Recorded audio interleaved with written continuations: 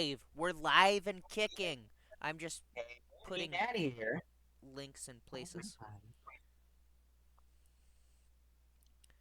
I'm making a game, and Dorothy's reading bedtime stories. Yes. So some of these are ones that I physically have, and some of them are ones I couldn't find, but I do physically have. I just can't find them right now. Um, and our ultimate stream ender will be Goodnight Moon because it's probably the best bedtime story ever.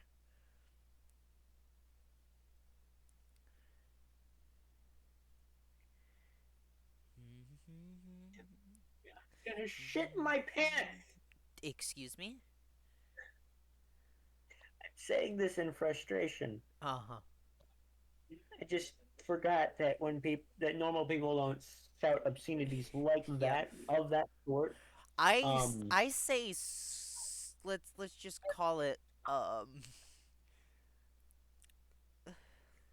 so questionable mental health wise stuff when I get upset. Let's just word it like that.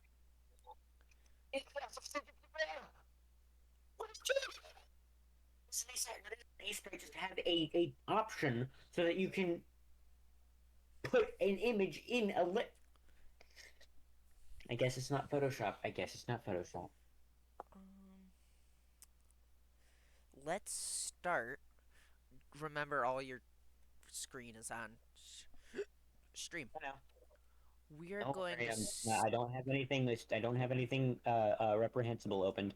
we are going to start with this one. Usborne Farmyard Tales: The Little Book of Train Stories by Stephen Cartwright and Heather Amory. All right. Here's the first story. The Old Steam Train. This is Apple Tree Farm. This is Mrs. Boot, the farmer. She has two children called Poppy and Sam, and a dog called Rusty. Hurry up, says Mrs. Boot. Where are we going today? Asks Poppy. To the old station, says Mrs. Boot. They walk down the lane. Why are we going? There aren't any trains, says Sam. Just you wait and see, says Mrs. Boot. What's everyone doing? Asks Poppy. They're cleaning up the old station, says Mrs. Boot. Everyone's helping today. There's lots to do. Poppy and Sam can help me, says the painter. Coats off and down to work, says Mrs. Boots. Poppy and Sam work hard. Sam brings pots of paint, and Poppy brings the brushes. Mrs. Boot sweeps the platform. What's that noise? It's the train. It's coming, says Mrs. Boot. Look, it's a steam train, says Poppy. How exciting! The train puffs down the track. It stops at the platform. The engine gives a long whistle. Everyone cheers and waves. Look, there's Dad, says Sam. He's helping the driver, just for today, says Mrs. Boot. Isn't he lucky, says Poppy. All aboard, says Mrs. Boot. I'll get on here, says Poppy. Come on, Rusty, says Sam. I'll shut the door, says Mrs. Boot. Where are you going? Aren't you coming with us? Asks Sam. You stay on the train, says Mrs. Boot. I'll be back soon. Look, there she is. She's wearing a cap, says Poppy. Yes, I'm the guard, just for today, says Mrs. Boot. Mrs. Boot waves a flag. The train whistles and starts to puff away. Mrs. Boot jumps on the train and shuts the door. We're off, says Sam. The train chugs slowly down the track. Doesn't the old station look good now? Says Poppy. I like steam trains, says Sam. The station is open again, says Mrs. Boot, and we can ride on the steam train every weekend. All right, here's the next one. Rusty's Train Ride. This is Apple Tree Farm. This is Mrs. Boot, the farmer. She has two children called Poppy and Sam, and a dog called Rusty. They are having breakfast. What are we doing today? Says Sam. Let's go and see the old steam train, says Mrs. Boot. Come on, Rusty, says Sam. They walk down the road to the station. Don't let Rusty go. Hold him tight, says Mrs. Boot. They wait on the platform. Mrs. Boot, Poppy, and Sam watch the train come in. Mrs. Hill and her puppy watch with them. The train is ready to go. Everyone talks to the train driver. The fireman shuts the doors. He climbs on the train. Where's my puppy? Mop was with me on the platform, says Mrs. Hill. Now he's gone. The train starts to move. Rusty watches it go. He pulls and runs away. Then he jumps through an open carriage window. Come back, Rusty, shouts Sam. Rusty looks out the window. There he is, says Poppy. He's going for a train ride on his own. Stop the train, shouts Sam. Mrs. Boot, Poppy, and Sam shout and wave, but the train puffs away down the track. What shall we do? Both dogs have gone, says Sam. We'll have to wait for the train to come back, says Mrs. Boot. At last the train comes back. Look, there's Rusty, says Sam. You naughty dog, where have you been? Says Poppy. The train stops at the station.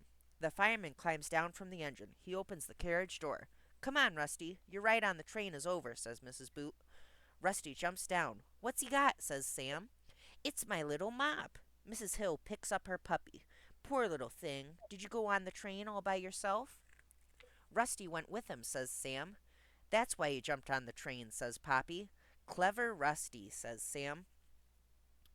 Wooly stops the train. This is Apple Tree Farm.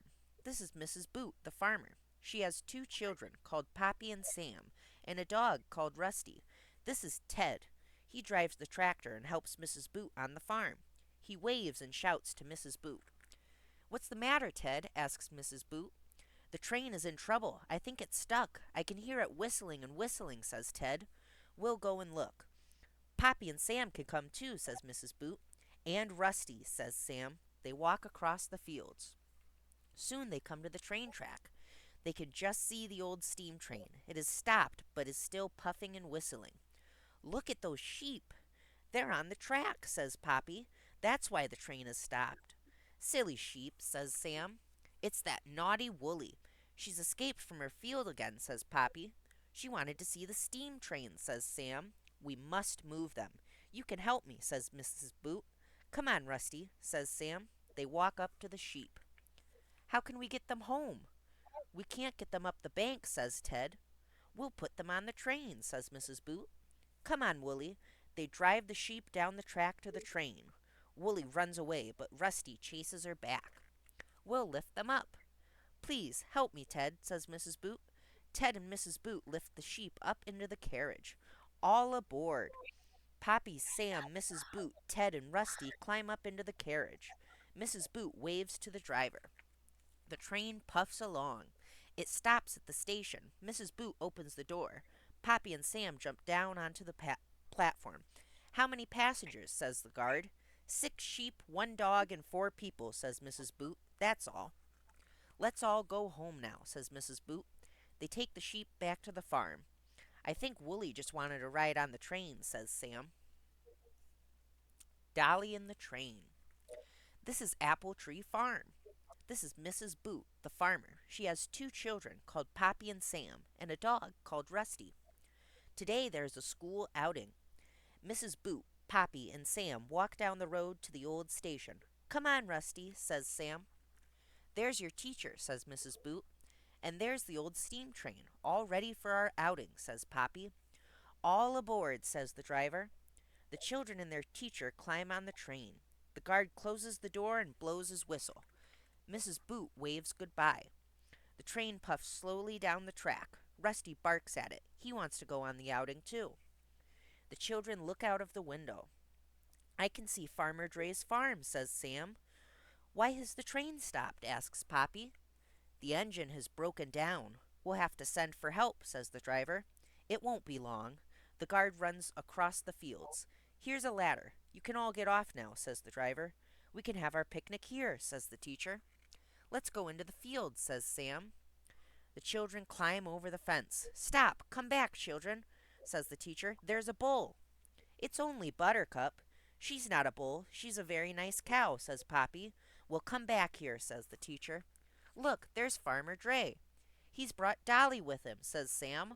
A horse is no good. We need an engine, says the teacher. The children watch. Farmer Dre has a long rope. He leads Dolly along the train. The driver unhitches the engine.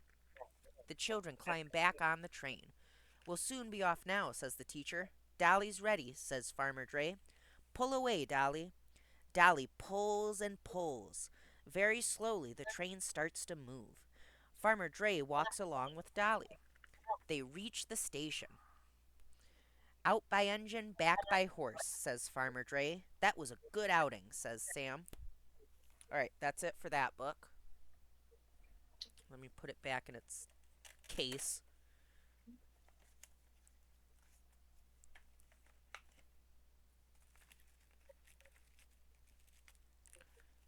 I'm sorry, Murphy, if I'm interrupting you with my. No, you're okay. I just finished one of them. Oh.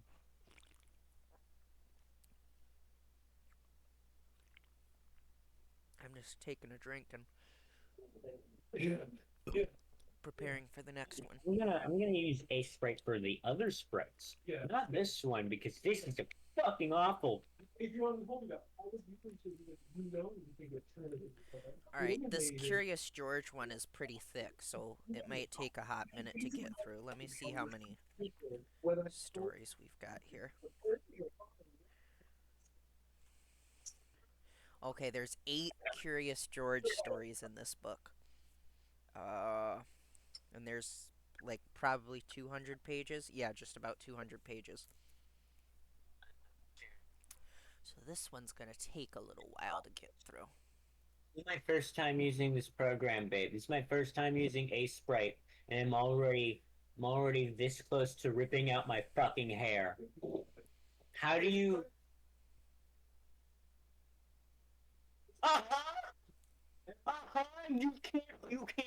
You can't add an image you can't add a pre-existing image to an already working to a project that you're working on. You have to find a way to copy it to a reference layer from another fucking project, that the reference layer that you make out of the file you're trying to open won't fucking be visible. So you have to just like sit there with an invisible reference layer of the thing you're trying to. And plus, the reference layer doesn't open over the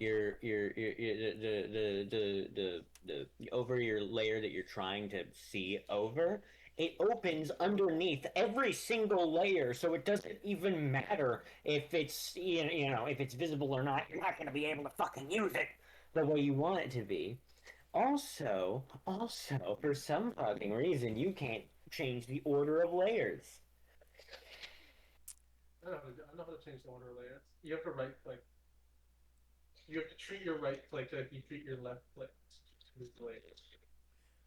It's like Blender. Blender has these weird Yeah. like Yeah. It took me ages to figure that out. It took me so long to figure out that you right click and then move it instead of left click and then. yeah, like, you know what I recommend? Start a whole different project, not to like make it fun, just fuck around. Just make a project and fuck around. Yeah, I learned a lot of shit from Ace Knight from doing that one Selmita, my profile picture. Just I know. I will do that one day. do that now. No, not right now. Not right now. Not right now. Because I have to find a way to work on the side sprites. But Okay, so later, what I mean, later. Maybe tomorrow. I'll do it tomorrow. what I mean, right? No, I know what you mean. Use make it look like that.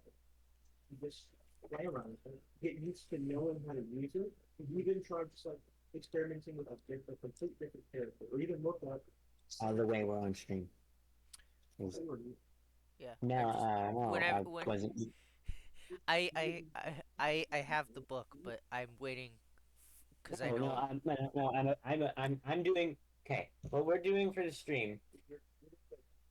She's reading a bedtime story while I, on stream, develop my game. Sorry, everybody. This is my roommate. What? I'm gonna do it. I'm sorry. Wait, roommate. He's fucking your room?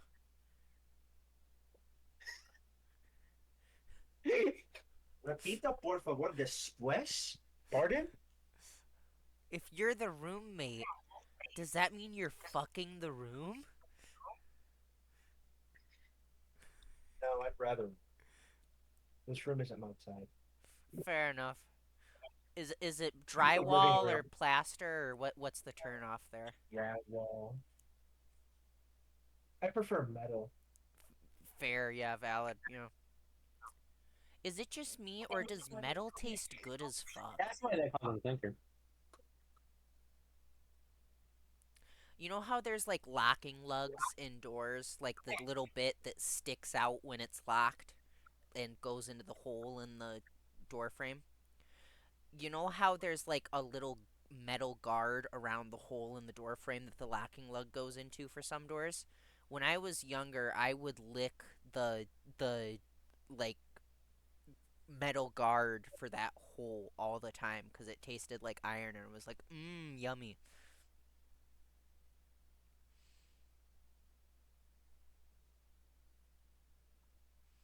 I also drank my own blood a lot because I thought putting it back in my body was good, but apparently the germs that are in your blood are actually really bad to put in your stomach, so I shouldn't have been doing that, and I could have gotten very sick from all the times I did that.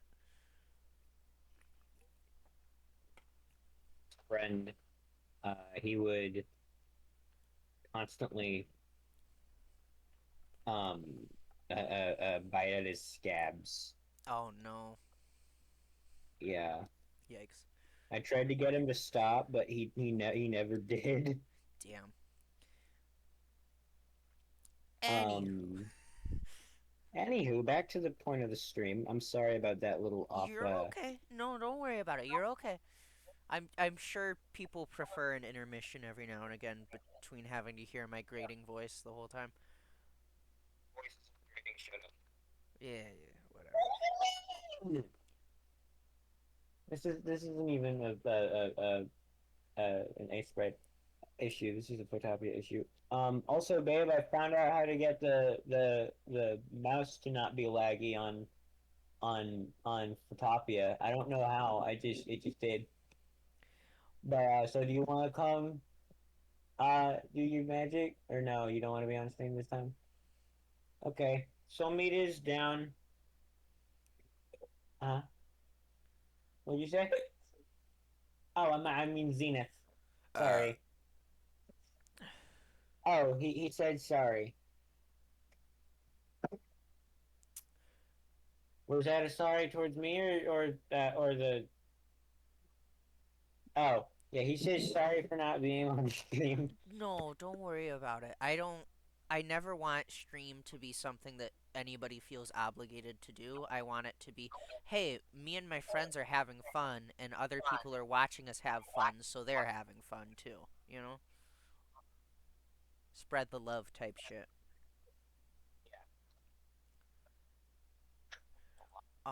Anywho, Margaret and H.A. Ray's Curious George Takes a Train. This is George. He was a good little monkey and always very curious. This morning, George and the man with the yellow hat were at the train station. They were taking a trip to the country with their friend, Mrs. Needleman, but first they had to get tickets. Inside the station, everyone was in a hurry. People rushed to buy newspapers to read and treats to eat. Then they rushed to catch their trains. But one little boy with a brand new toy engine was not in a hurry, nor was the small crowd next to him. They were just standing in one spot, looking up. George looked up, too. A trainmaster was moving numbers and letters on a big sign. Soon the trainmaster was called away, but his job did not look finished. George was curious. Could he help? George climbed up in a flash. Then, just like the trainmaster, he picked a letter off the sign and put it in a different place. Next, he took the number 9 and put it near a 2. George moved more letters and more numbers. He was glad to be such a big help. Hey, yelled a man from below. I can't tell when my train leaves. What track is my train on? Asked another man. What's that monkey doing up there? Demanded a woman. She did not sound happy.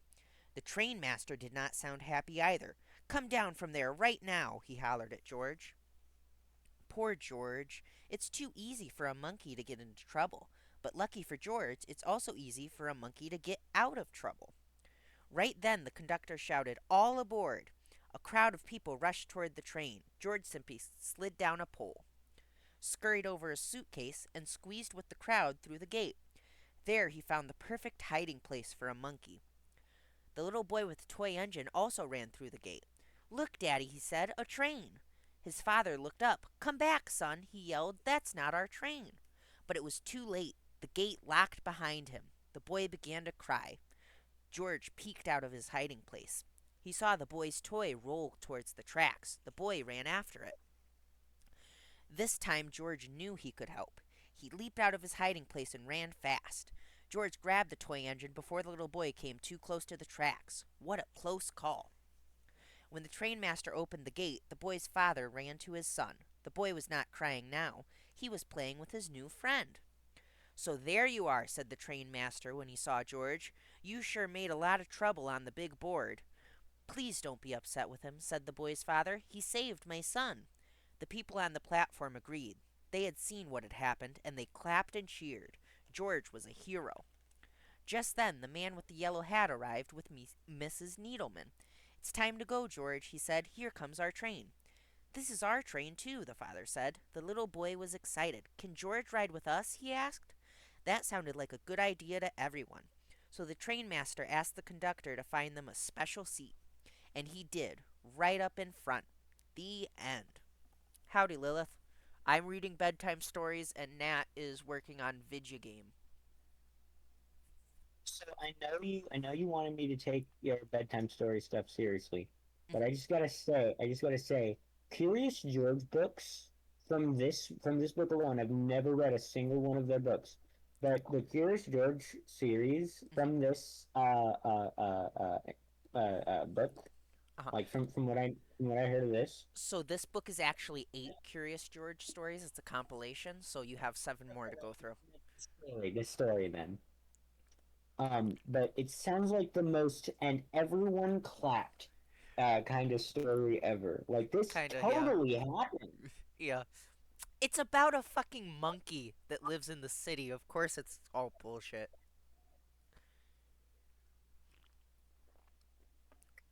This is gonna be so much story. Yes, we are reading Curious And George. I just finished the first story. We've got 7 more to go through. Welcome, Polly. I'm doing these stories, and Nat is working on her video game. After Curious George, we've got Norwegian Fairy Tales, a Thomas Rhymes book, and then the final one will be Goodnight Moon. Before Curious George, I did the Little Book of Train Stories, which I loved as a kid because it actually had a CD that came with it where it was just this gentle voiced woman singing reading all the stories to you. It was very nice. All right, I am going to start reading out the next Curious George story. Margaret and H.A. Ray's Curious George visits a toy store. This is George. He was a good little monkey and always very curious. Today was the opening of a brand new toy store. George and the man with the yellow hat did not want to be late. When they arrived, the line to go inside wound all the way around the corner. When a line is this long, it's not easy for a little monkey to be patient. George sneaked through the crowd. All he wanted was a peek inside. George got to the door just as the owner opened it. "This is no place for a monkey," she said. But George was so excited he was already inside. Balls, dolls, bicycles, and games filled the shelves. There were so many toys. George didn't even know how some of them worked. "And how about these hoops? What did they do?" George was curious. He climbed up to pull one out of the pile. It would not move. George pulled harder. Still it wouldn't move.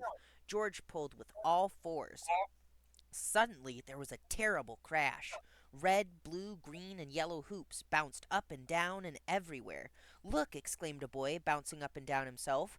"Why, I haven't seen one of these in years," said the boy's grandmother. She put a hoop around her waist and gave it a spin. George tried the hula hoop too. Then George pretended to be a wheel. He rolled and rolled, and oops, he rolled right into the owner. The owner shook her head. "I knew you were trouble," she said. "Now you've made a mess of my new store." Again she tried to stop George, and again George was too quick. In only a second he was around the corner and on the highest shelf. Below him, George saw a little girl point to a toy out of reach. "Mommy, can we get that dinosaur?" she asked. George picked up the dinosaur and lowered it to the girl. She was delighted. So was the small boy next to her. "Could you get that ball for me, please?" he asked George. George reached up, grabbed the ball, and bounced it to the boy. "May I have that puppet way over there?" asked another girl. How lucky that George was a monkey. He swung off the shelf, hung on to a light, picked up the puppet, and put it right into her hands. "What a show!" shouted a boy. The children held up their new toys and cheered. What a commotion! Immediately the owner came running, and then came the man with the yellow hat. "I think we've had enough monkey business for one day," the owner frowned. Just then a girl got in the long line to pay. "What a great store," she said. "What a great idea to have a little monkey helping you," her father told the owner. "I guess you're right," the owner replied, and smiled. Then she gave George a special surprise. "Thank you, George," she said. "My grand opening is a success because of you. Perhaps monkey business is the best business after all." The end. Oh, we all knew that. They needed a story to teach you that monkey business is the best business. Yeah. Man, I thought humanity was smart. No. Monkey business is good because it's not capitalistic. That's the only business that isn't capitalistic. Margaret and H.A. Ray's Curious George and the Dump Truck. This is George. He lived with his friend, the man with the yellow hat. He was a good little monkey and always very curious. This morning, George was playing with his toys when he heard a funny noise outside his window. It sounded like a quack. George was curious. What could be quacking underneath his window? It was a duck, of course. Then George heard another quack, and another. Why, it was not just one duck, it was a mother duck and 5 small ducklings. Ducklings were something new to George. How funny they were. He watched the ducklings waddle after their mother. Where were they going? George was not curious for long. Soon he was waddling after Mother Duck, too. Now he could see where they were going. The ducks waddled all the way to the park.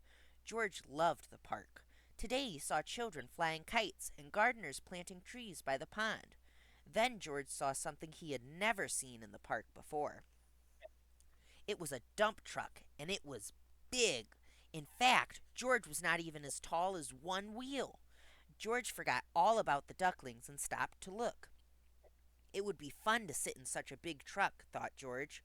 No one was inside the truck, and the window was wide open. George could not resist. But sitting in a big truck was not so fun for little monkey after all. George could not even see out the window. He was too small. If only there were something to climb on. Would this make a good step for a monkey? It did. Now George could see out the window. He saw grass and trees and a family eating a picnic. Suddenly George heard a low rumbling sound.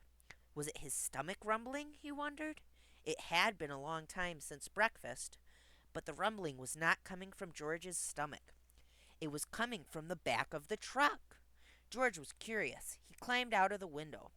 Then, like only a monkey can, he swung up to the top of the truck. Now he could take a look. He saw the truck was filled with dirt. George was excited. What could be better than a truck full of dirt? George jumped right in the middle of it.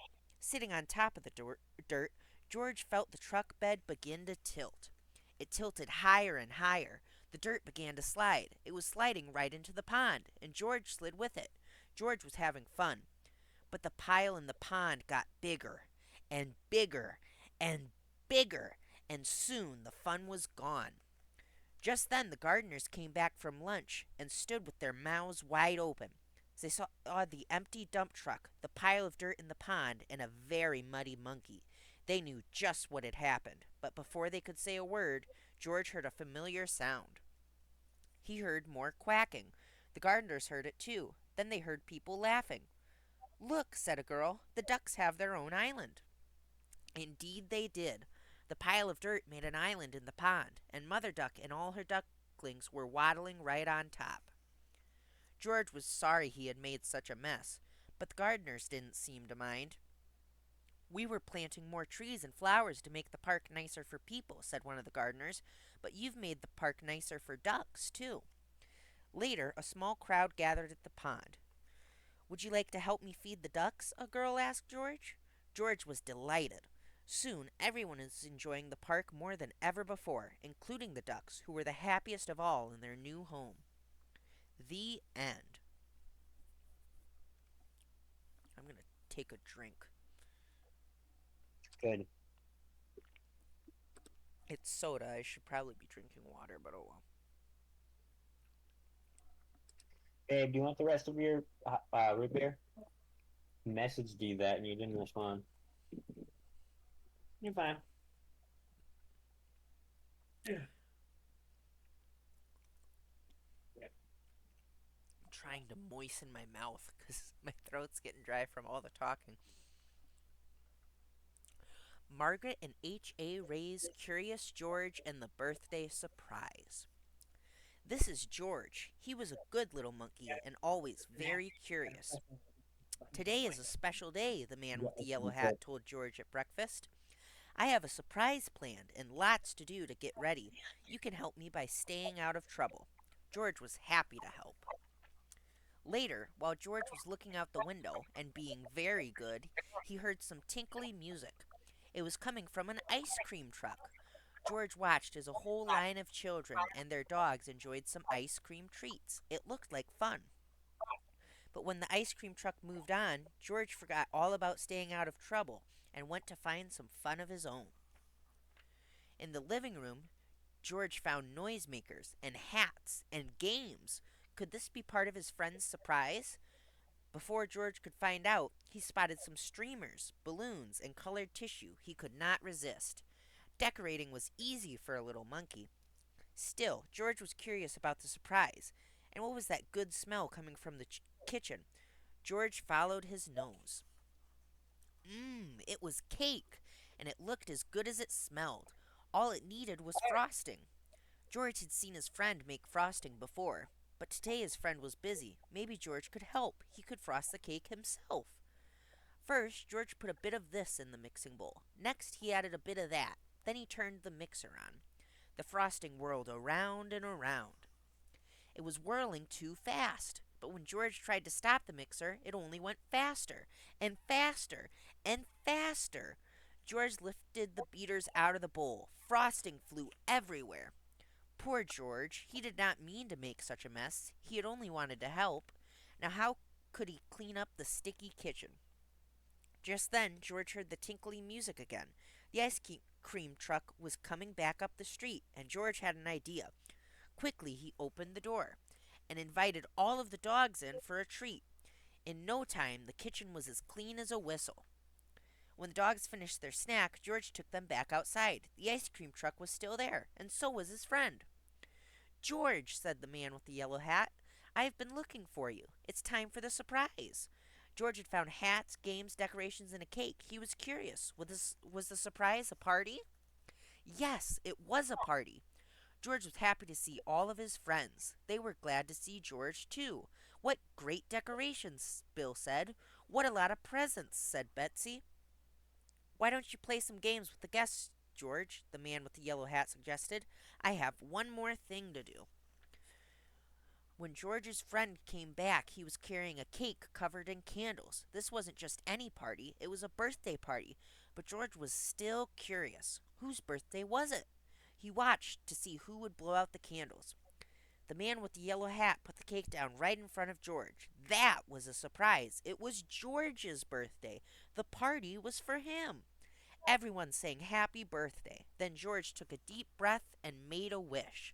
Happy birthday, George.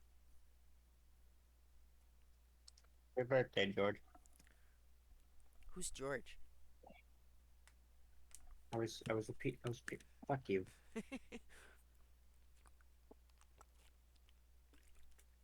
Alright, I'm actually drinking water now. Good. Margaret and Good H.A. girl. Ray. Goodness gracious.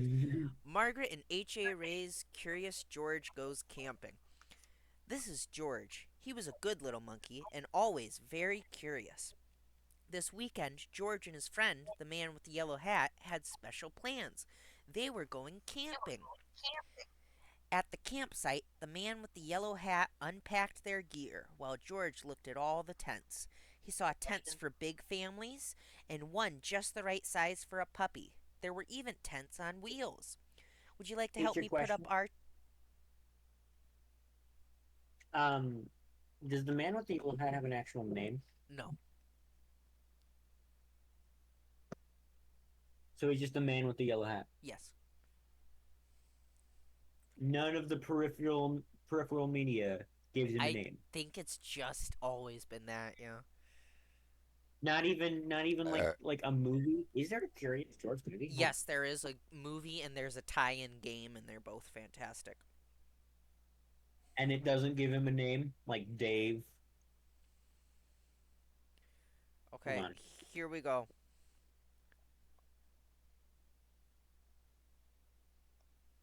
He has a canonical name, but it's supposed to be, um, Theodore. yeah, Ted Shackelford. Huh.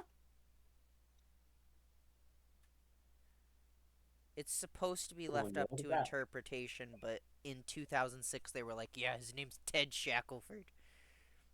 Anyways, I think that was a good idea. no, I think it's better to leave it to the imagination. Anywho, there were even tents on wheels. Would you like to help me put up our tent, George? The man asked. George was happy to help. It would not be hard to set up a tent, he thought, but it wasn't easy. George, why don't you fill our bucket with water at the pump? His friend suggested. We'll need it by our I campfire would have to later defend when we myself. roast marshmallows. Hector. Yes? Um, real quick. Am I? First of all, um, if I start talking in your direction while you're reading, can you please stop? Yes. Sorry, I Because didn't hear you. no, it's fine. Um, and second of all, am I allowed to defend myself about why I think it was a good idea to give Sure. him a name? Yeah, sure. Specifically for the movie, like for the books, it's fine. A mainstay character doesn't really need a name in a long running children's book series that are like for little tiny little kids. Hmm. And especially leaving it up to the imagination for a book like Curious George is a really good idea because it's not really about the man with the yellow hat, and he's the world is being viewed through George's lens. So but for a feature length film, just like where you're most likely going to be delving into the backstories of characters, where you're most likely going to be delving into their motivations, trying to feature, trying to fit It is still these very two George characters. focused, actually. It is still very George focused. Well, that's good. It should be George focused. But if you're gonna have a feature length film, you're probably not gonna want one of your two main characters to just be the man in the yellow hat. You're probably gonna want to give him a name I guess. because even if it is still George focused, you're probably gonna want to have a little bit of a focus on the Mm, only other mainstay character, the only other like repeated main character of true, the yeah. book, like if it's like if they made an Undertale movie or something, they would probably need to name the human Frisk or something or Kara, because I know they go unnamed in the game, but like hard to make a movie. It's hard to make a movie without a name. You know, it's hard to make a movie about a character without a name. So That's fair. that's my take. Anyway, continue. Marshmallows. George loved marshmallows. He couldn't wait to try them roasted. Now don't wander off and get into trouble, the man warned, but George did not hear him. He was already gone. At the pump, George worked the handle up and down. Soon his bucket was full. On the way back down the trail, he saw a family packing up. George watched a girl pour her bucket of water on a campfire. The fire sizzled out. George thought that looked like fun. He poured his bucket of water on the next campfire. Hey, yelled a camper. We weren't finished with that yet. The camper began to chase George, but George didn't mean to cause trouble. Now he only wanted to hide. He ran into the forest as fast as he could, but the camper's footsteps followed close behind. George ran faster and faster. The footsteps came closer and closer until suddenly they were passing George. Well, it was not the camper chasing George now, it was a deer. What fun to run with a deer! Forgetting all about the camper and the marshmallows, George ran after the deer. But a little monkey cannot run as fast as a deer in the woods. Before long, George was lost and all alone. He felt tired and stopped to rest. At first, he was worried. He was very far from camp, but there were lots of other animals to keep him company. He saw a lizard sunning on a rock and a squirrel chattering in a tree. Then he saw the tail of a black and white kitty peeking out from under a bush. He was curious. Would the kitty like to play? George gently pulled the kitty out. But it was not a kitty. It was a skunk, and it was scared. The skunk lifted its tail and sprayed. Woo! The spray smelled awful. The animals tried to get away. George wanted to get away too, but he could not. The smell was all over him. How would he ever get rid of this awful smell, he wondered. Too bad he could not take a bath in the woods. Then George had an idea. He could wash the smell off in the creek. George jumped into the cold water. He splashed and scrubbed, but he was still smelly, and now he was wet, too. But what could he do? George thought and thought. If he climbed up a tree to dry off, would the smell blow away? No, even dry and high up in the tree, George did not smell better. Poor George. He wished he hadn't wandered so far from camp. He wished he were roasting marshmallows with his friend. Suddenly, George heard footsteps heading toward him. Someone was coming. It was the forest animals, but they ran right by him. They had seen something scary, and George saw it too. It was a fire. George had gotten into trouble for putting out one fire, but this fire wasn't in the campground. This was an emergency. Quickly, George climbed down the tree and grabbed his bucket. He scooped it full of water in the creek. Then, being careful not to spill, he climbed back up and swung from branch to branch through the trees. When George got close enough to the fire, he reached down and poured the water on the flames. Out went the fire with a big hiss. Just then, George's friend rushed out of the forest with a ranger. George, he called, I was afraid you would be here. It's a good thing you were here, George, the ranger said. We saw smoke from the campground, but you put this fire out just in time. George was glad to help, and the man with the yellow hat was glad to see that George was safe. But he had a funny look on his face. George, he asked, what is that smell? Back at the campsite, George's friend helped him get rid of the awful smell. After a strange bath in tomato juice, George smelled fine. Then the man with the yellow hat invited the ranger to cook dinner with them over their own small campfire. Fires can be nice if you're careful, said the ranger. George agreed, especially for roasting marshmallows.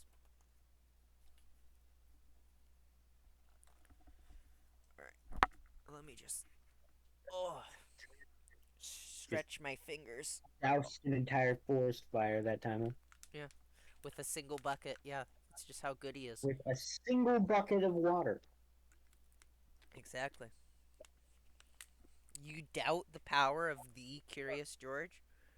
What power scale is in Curious George? Margaret and H.A. Ray's Curious George Goes to a Costume Party.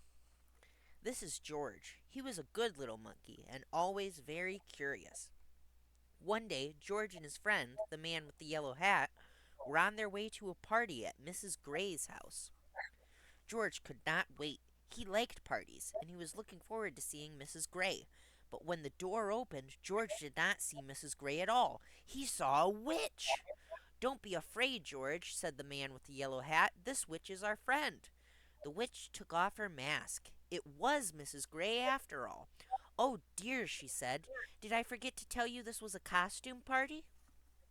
George had never been to a costume party before. Inside, he saw more people than he knew. They were all wearing costumes. There was his friend Betsy dressed up like an astronaut. And was that Billy? Why, he looked just like Mummy. George wanted to wear a costume too. I have some dress up clothes upstairs, said Mrs. Gray. Would you like to use them to make a costume, George? Mrs. Gray took George to a room with a big trunk filled with clothes. Borrow anything you like, George, she said. I have just the thing for your friend downstairs. George tried on lots of costumes. The first was too big, the next was too small, another was too silly, and this one was too scary. At last, George found a costume that was just right. George was a rodeo cowboy. He wore a vest and pants with fringe. He even had a lasso and a hat. If only he could see himself in the mirror. George was curious. Could he see himself if he stood on the bed? No, he needed to jump higher. George bounced on the bed, just a little, but he still couldn't see. He bounced a little more, and a little more. Soon, George was having so much fun he forgot all about looking in the mirror. He bounced as high as he could until. Crash! George bounced off the bed. He smashed into the night table and got tangled up in the tablecloth. Suddenly, everything went dark. George heard the people downstairs gasp. What was that? Was that a ghost? A ghost? George did not want to meet up with a ghost alone. He dashed out of the room and down the hall. He wanted to get back to his friend in a hurry, and he knew the fastest way. He hopped onto the stair rail and sailed, whoosh, down the stairs. It is a ghost, someone screamed. Everyone turned. They looked scared, and they were looking at George. The ghost must be right behind him.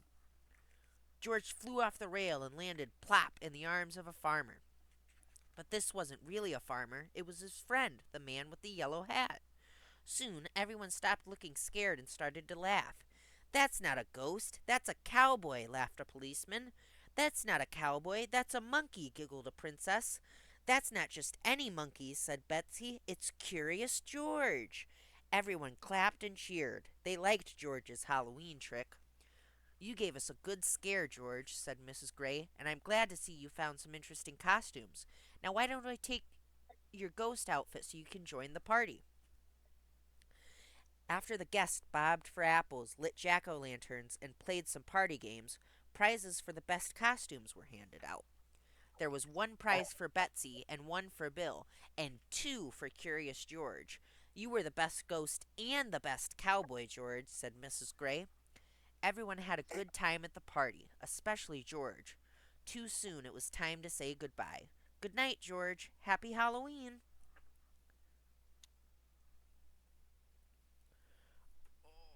My hand is like cramping up from holding the book. Good lord.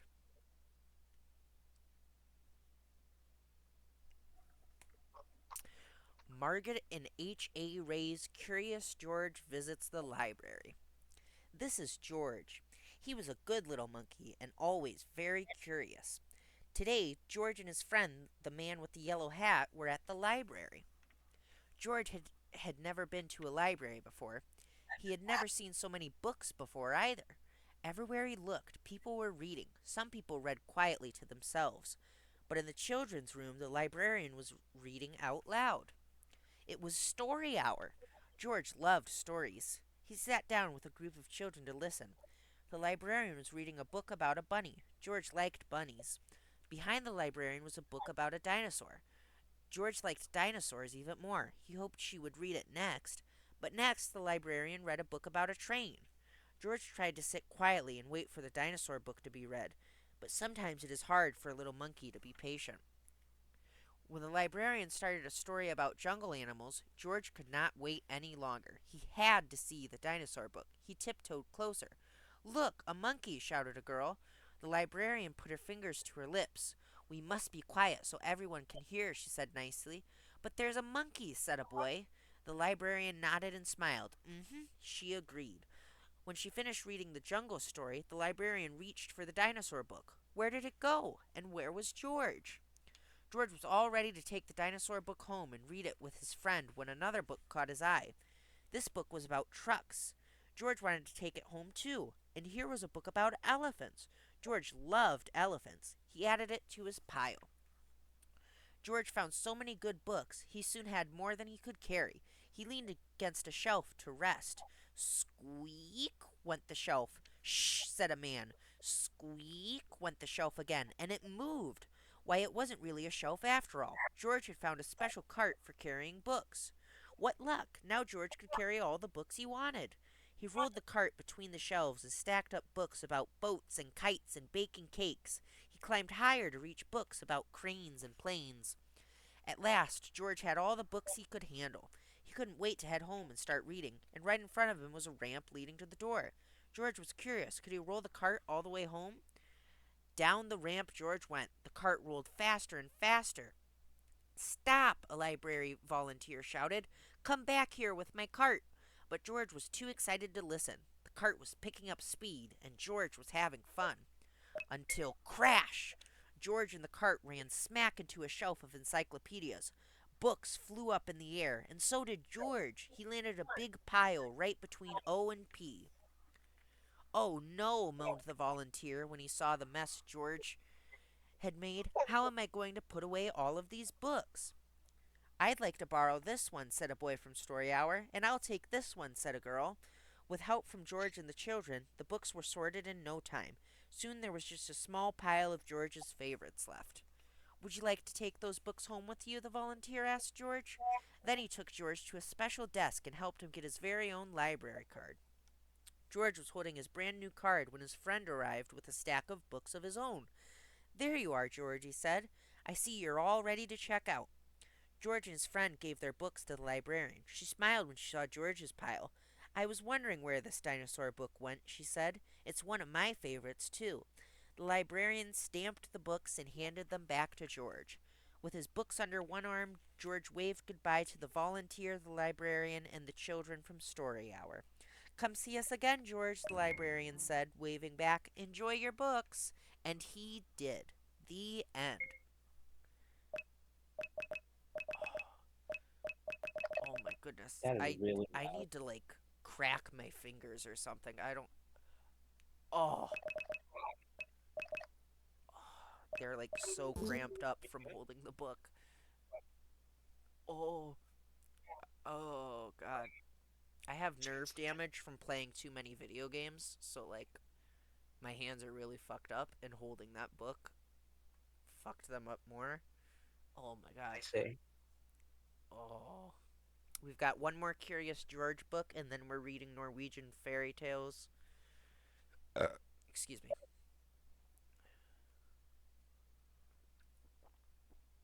I'll change the tile set some point later, but not right now.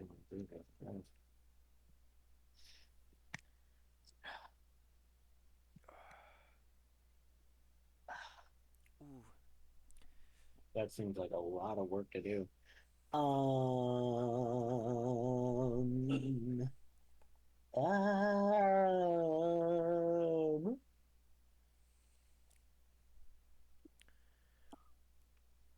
Alright, one more Curious George. Curious George in the Big City. This is George. He lived with his friend, the man with the yellow hat. He was a good little monkey and always very curious. Today, George was in the big city. Let's stop here, George, his friend suggested. I would like to get you a holiday surprise before we see the sights. George loved surprises. He wanted to get a surprise for the man with the yellow hat, too. Why, here was a whole pile of surprises, all ready to go. Would one of these be right for his friend? George was curious. He opened a box and peeked inside. The box was empty. That was not a good surprise. George opened another box and another. They were all empty. Suddenly, the store clerk came running. Stop, please, he cried. You are ruining my display. But George did not want to stop. He wanted to go. He wanted to get away, fast. Quickly, he climbed on the escalator. George went up. The clerk went up, too. What George wanted now was to find his friend. What luck! George spotted a yellow hat on the escalator going down. Could that be his friend? George wanted to find out. Soon he was going down, too. George followed the yellow hat out of the store and around the corner. He chased it down some stairs. Where could his friend be going? Was this George's surprise? No, this was the subway. George got on the train just in time. He thought maybe his friend was playing a game with him. But where was the man now? George looked around. The train was very crowded. Could that be him on the other end of the subway car? It might be hard to get there. But not too hard for a little monkey. Suddenly, the train stopped, and when the doors opened, the yellow hat disappeared. George followed as quickly as he could. But he was too late. This was not a surprise after all. This was a mistake. The yellow hat was nowhere to be seen. Poor George. He was all alone in the big city. How would he ever find his friend now? Soon George could see nothing but legs. He was surrounded by a crowd of moving people, and he had to keep moving himself so that he would not get stepped on. Then George heard a woman's voice coming from the head of the crowd. Going up, she said. Up, that was just what George needed. He needed to be high up, like in a tree or on the escalator. Then he could get a good look around. George joined the crowd as they got into an elevator and went up. Here was a good lookout. From up here, George could see a bridge, lots of tall buildings, and a little green lady standing in the water. But he did not see his friend.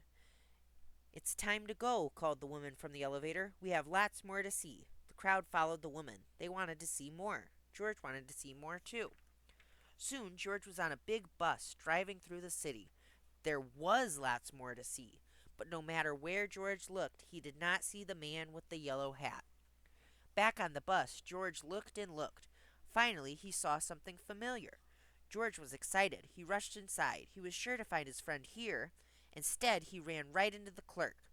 You're just the one I've been looking for to help me fix this mess, he said. George felt bad. He had not meant to make such a mess. Could he help rewrap the boxes? George took some ribbon in one hand, some paper in another, and some tape in a third. Then, like only a monkey can, George wrapped those boxes. Soon a crowd gathered to watch. Everyone wanted George to wrap their boxes, too. Just as George tied his 25th quadruple bow, he spotted his friend. At last, George was happy, but when he saw that the man was carrying a present, George became sad. He had forgotten all about finding a surprise for his friend.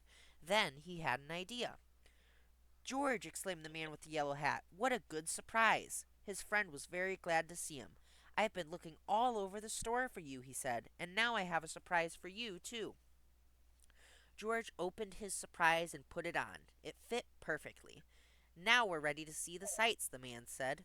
George held tightly to his friend's hand, and everyone waved goodbye. Let's be careful not to get separated again, the man with the yellow hat said as they left the store. The best part of the holidays is spending time together. George agreed. The end. All right, that's it for Curious George.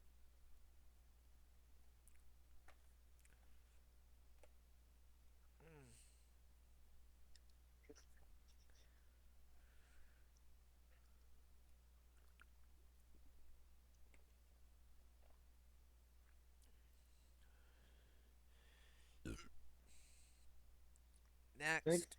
fucking god. What?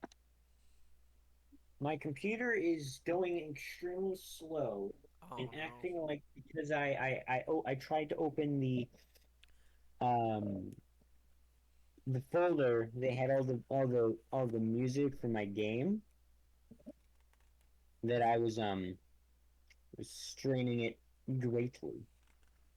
That should not be the case.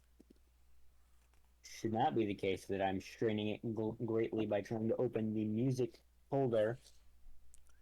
I need to delete a whole bunch of songs that aren't going to be used because every time you open it, you make a new project in uh, uh, RPG Maker. It has a whole bunch of custom shit for you. A whole bunch of shit that RPG Maker has just as a like a placeholder. That's rough. See, the thing is, I don't want any of this shit. I want the only stuff I want in the files of my game are Is the the files that files I you put make. there. Yeah, that's Yeah, fair. Alright, so this book is a compilation of Norwegian fairy tales. Um, I once don't. I delete the obviously once I get the songs that I not the songs obviously for visuals and stuff once I get the the stuff that I need to use down into the files. I'll delete the placeholder stuff. But anyway, continue what you were saying. So this book is a compilation of Norwegian fairy tales, and I don't know Norwegian. I taught myself a little bit like years and years ago, but it's all gone now. I don't remember any of it. So if I mispronounce stuff, mabi, um, that's on me. Um, Ask Aladdin and his eating match with the troll. Once upon a time there was a farmer who had 3 sons. He was badly off and old and feeble, and the sons would not do any work. The farm included a large, fine forest, and the father wanted his sons to cut timber in it and try to get some of his debts paid off. At last he got them to listen to him, and the eldest son was to go out chopping first.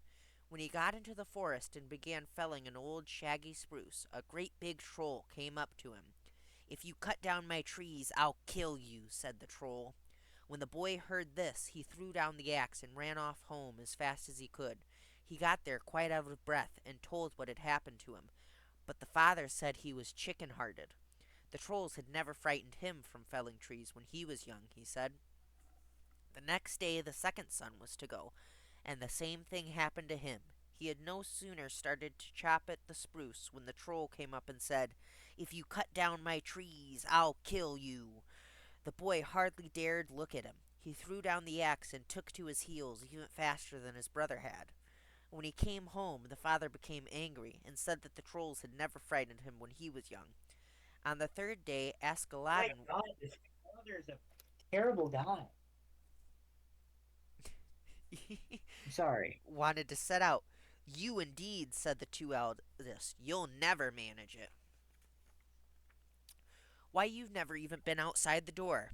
Aladdin did not answer, but only asked for plenty of food to take with him. His mother had no curds, so she hung the cauldron over the fire to curdle a little cheese for him.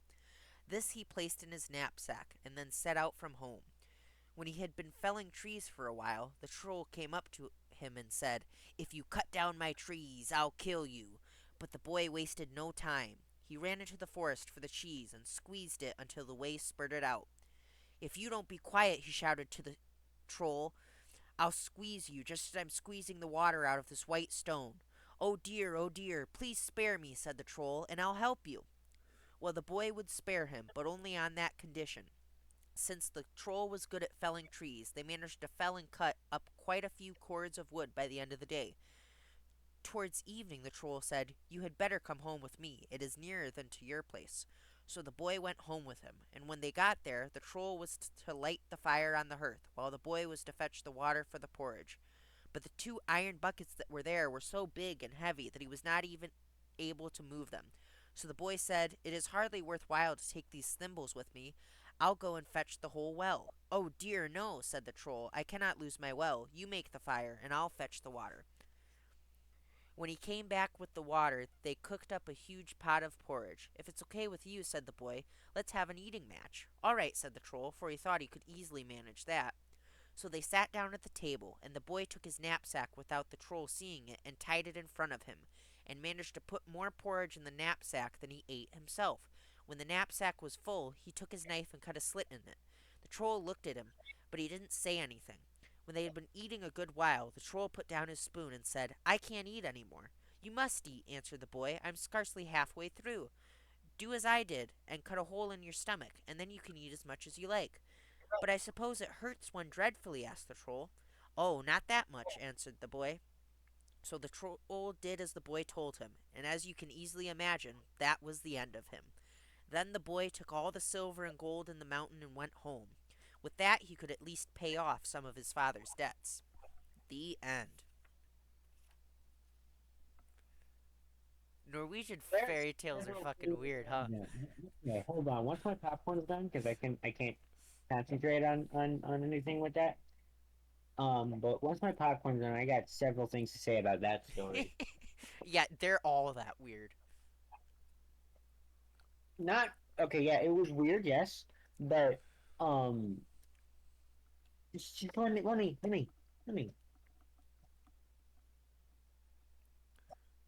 Look at. Oh, I still have my Halloween profile pic. Okay. So, first thing, that dad, that father, if you can even call him that, Father is a horrible person. Horrible person. father No. is a No. given, dad is not. Being a dad means being good, and being a father No. means you fucked their mother. Right. He's not a dad. He's not a dad. Right.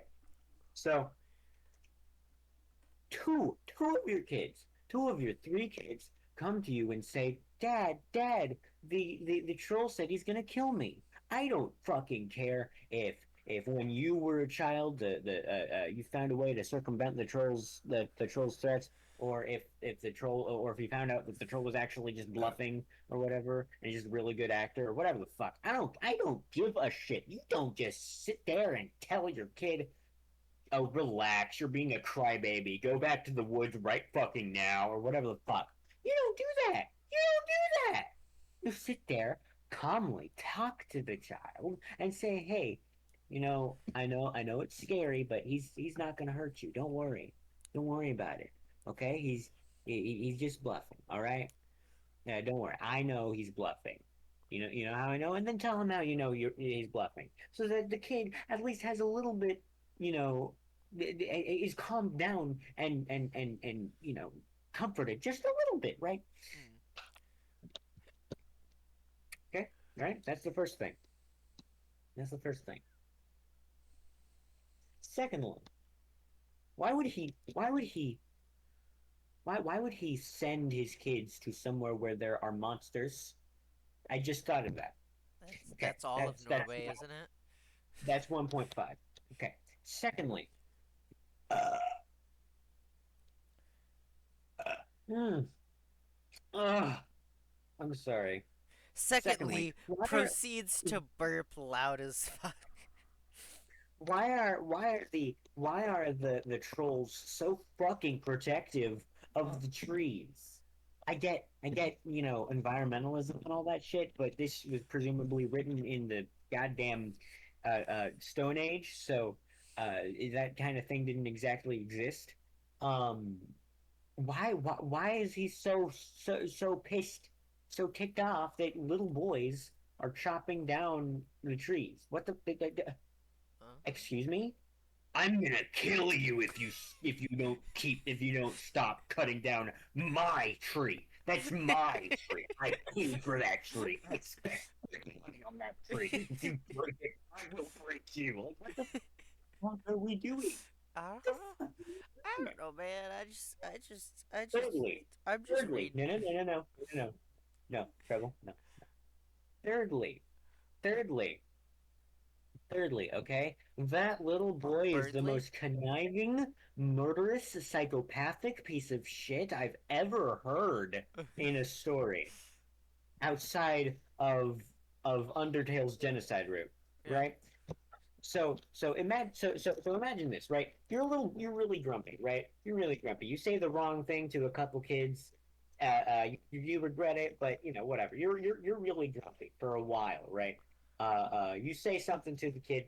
The kid threatens to kill you, forces you to help him with his physical manual labor, and then when you're both done with that, he tricks you into fucking killing yourself so that he can steal gold from within you. Yeah. Yeah. So he tricks you into killing yourself so that he can steal your fucking wallet. Yeah. Pretty much, What the yeah. fuck? Yeah. What? They get they're all this weird. Yeah. None of those characters are villains. Now you can come over here and do what you were gonna do, baby. Oh, you're doing your thing. Never mind. I'm sorry. Sorry. I just had to say that. I just had to speak my piece there. Also, before I forget, Lilith, you need to let me know what your Discord is so that we can create a group chat for the 24th. Oh, look at the little smiley face. I don't know if you want to Twitch whisper that or however you want to figure that out. I'm going to read the next.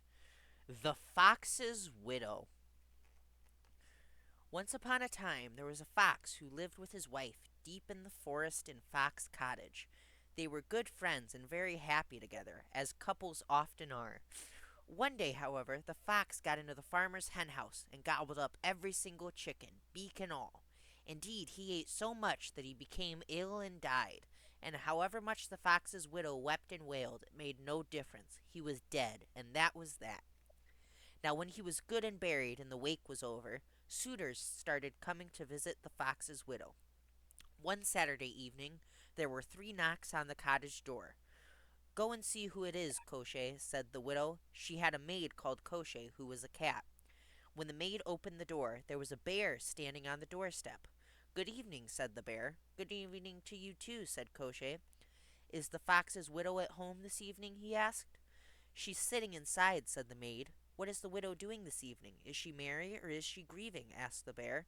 She's mourning because her dear husband is dead, and crying so much her nose is quite red. She doesn't know which way to turn, said the cat. Tell her she only need turn to me, and I will soon turn her grief to glee, said the bear. When the cat came back inside, her mistress asked, Pray tell me, who would dare to knock and pad about past 9 o'clock? It's one of your suitors, replied the cat. Go and talk to him, says he, and he will turn your grief to glee. What color is his coat? Asked the fox's widow. A fine fur of brown, said the maid, quite a size, and the sharpest of eyes. Turn him away, turn him away. I will not hear what he has to say. Koshchei went over to the door, opened it just a crack, and said, She says that I should turn you away. She will not hear what you have to say. So what else could the poor bear do but turn around and go back home? The next Saturday evening, someone knocked on the door again. This time there stood a wolf outside. Good evening, said the wolf. Is the fox's widow at home? She certainly was. What is the widow doing this evening? Is she merry or is she grieving? He asked. Oh, she doesn't know which way to turn, answered the maid. She's mourning because her dear husband is dead, and crying so much her nose is quite red. Tell her she only need turn to me, and I will soon turn her grief to glee, said the wolf. Pray tell me who would dare to knock and lope about past 9 o'clock, asked the fox's widow. Oh, it's just one of your suitors, said the cat. Go and talk to him, says he, and he will turn your grief to glee. But first the fox's widow wanted to know what color his coat was. A fine fur of gray, long and sleek, slim but not weak, Koshchei replied. Turn him away, turn him away. I will not hear what he has to say, said the widow. Now when the wolf heard this, what else could he do but turn around and go back home? The third Saturday evening it happened again. There were 3 knocks on the door, and the cat went out to see who it was. On the doorstep stood a hare. Good evening, he said. Likewise, she replied. Are there strangers out a visiting at this hour? There certainly were. Then he too asked whether the fox's widow was home and what she was doing. She's mourning because her dear husband is dead, and crying so much her nose is quite red, answered the maid. Tell her she only need turn to me, and I will soon turn her grief to glee, said the hare. Pray tell me, who would dare to knock and hop about past 9 o'clock? The widow asked Koshchei. It's one of your suitors, I dare say, replied the maid. Again, her mistress wanted to know what color his coat was. A fine fur of white, a beautiful sight, said the cat, but it made no difference. Turn him away, turn him away. I will not hear what he has to say, said the widow. The fourth Saturday evening came. All at once there were 3 knocks on the door. Go and see who it is, said the widow to the maid. When the cat opened the door, there stood a fox on the doorstep. Good evening. It's a pleasure to meet you, said the fox. Pleasure to meet you too, replied the maid. Is the widow at home? He asked. Yes, she's mourning because her dear husband is dead, and crying so much her nose is quite red, answered the maid. She doesn't know which way to turn, poor thing. Just tell her she only need turn to me, and I will soon turn her grief to glee, said the fox. Koshchei went back inside. Pray tell me, who would dare to knock and dart about past 9 o'clock? Asked her mistress. It's another of your suitors, to be sure, said the cat. Go and talk to him, says he, and he will turn your grief to glee. What color is his coat? Asked the fox's widow. A fine fur of red, just like the one who's dead, answered the cat. Quick now, go, invite him in. I'm sure that I can turn to him, said the widow. Go and fetch my pretty socks. like to meet this gallant fox. Go and fetch my finest shoes. He's the one that I shall choose. Yes, he was the one she wanted, and guests were invited to the wedding at the widow's cottage without a moment's delay. And unless he too has been to the farmer's henhouse, they are still living in Fox Cottage to this very day.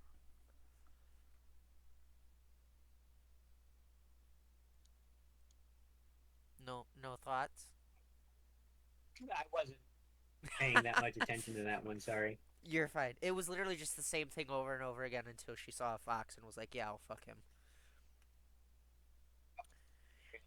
The Three Billy Goats Gruff.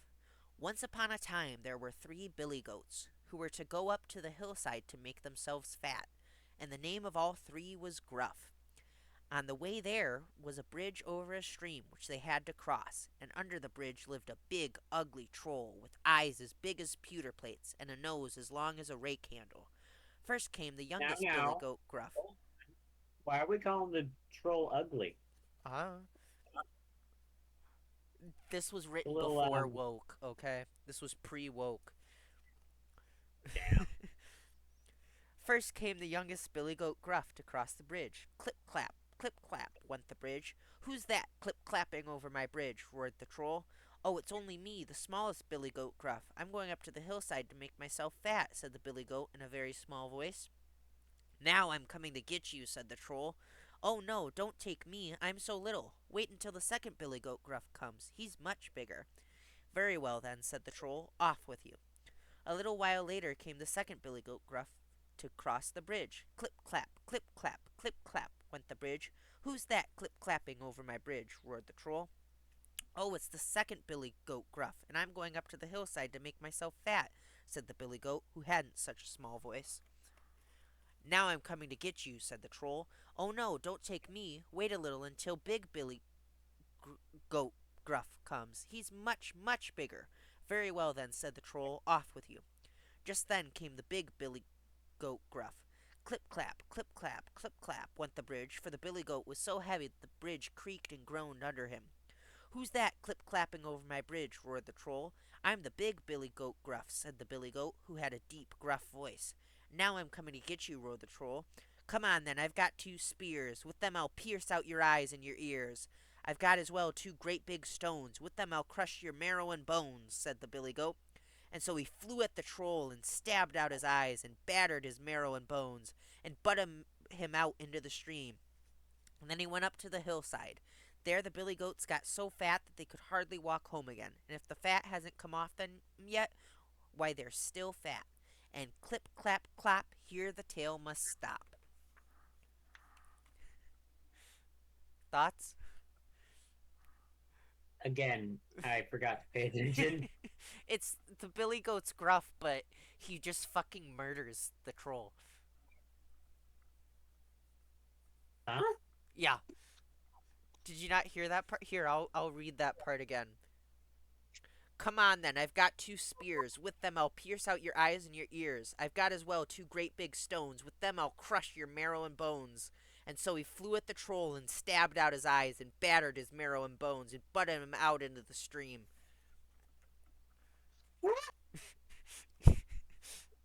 It's the three billy goats Gruff, remember?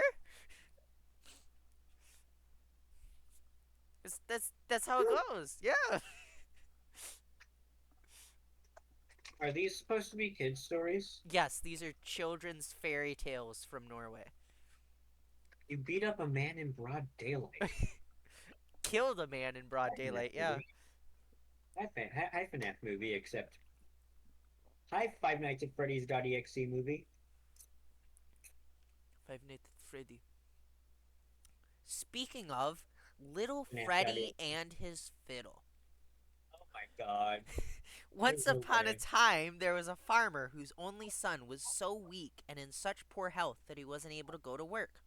His name was Freddy, and because he was so small, they called him Little Freddy. As there was so little food at home, his father went around the countryside to hire him out as a shepherd or errand boy, but no one wanted the boy until he came to the sheriff. He was quite ready to take him, for he had just dismissed his errand boy and could not get another, as he was known to be a rogue. Something was better than nothing, thought the farmer. The boy was to earn his keep there, but nothing was said about wages or clothes. When little Freddie had been there for 3 years, he wanted to leave. So the sheriff paid him all his wages at once, a penny for each year. It couldn't be less, said the sheriff, so he got 3 pennies altogether. Little Freddie thought that was a big sum, for he had never owned so much. Nevertheless, he asked if he might get a little more. You have got more than you ought to have, said the sheriff. Shouldn't I have anything for clothes then? Asked little Freddie. Those I had when I came are all worn out, and I haven't got any others. He was so ragged by this point, and his clothes hung in tatters and flapped about him. As you have got what we agreed on and 3 pennies besides, said the sheriff, I'll have nothing more to do with you. Little Freddie was, however, allowed to go out to the kitchen and put a little food in his knapsack, after which he left on the road to town to buy some clothes. He was as happy as a lark, for he had never seen a penny before, and every now and then he felt in his pockets to make sure all 3 were still there. When he had gone far and farther than far, he came to a narrow valley with such high mountains all around that he could not see any way out, and he wondered what there might be on the other side of the mountains, and how he could ever get over them. But he had to go up, so he set out. As he did not have much strength, he had to take rests from time to time, during which he counted his money. When he reached the very top, he found nothing but a great plain, overgrown with moss.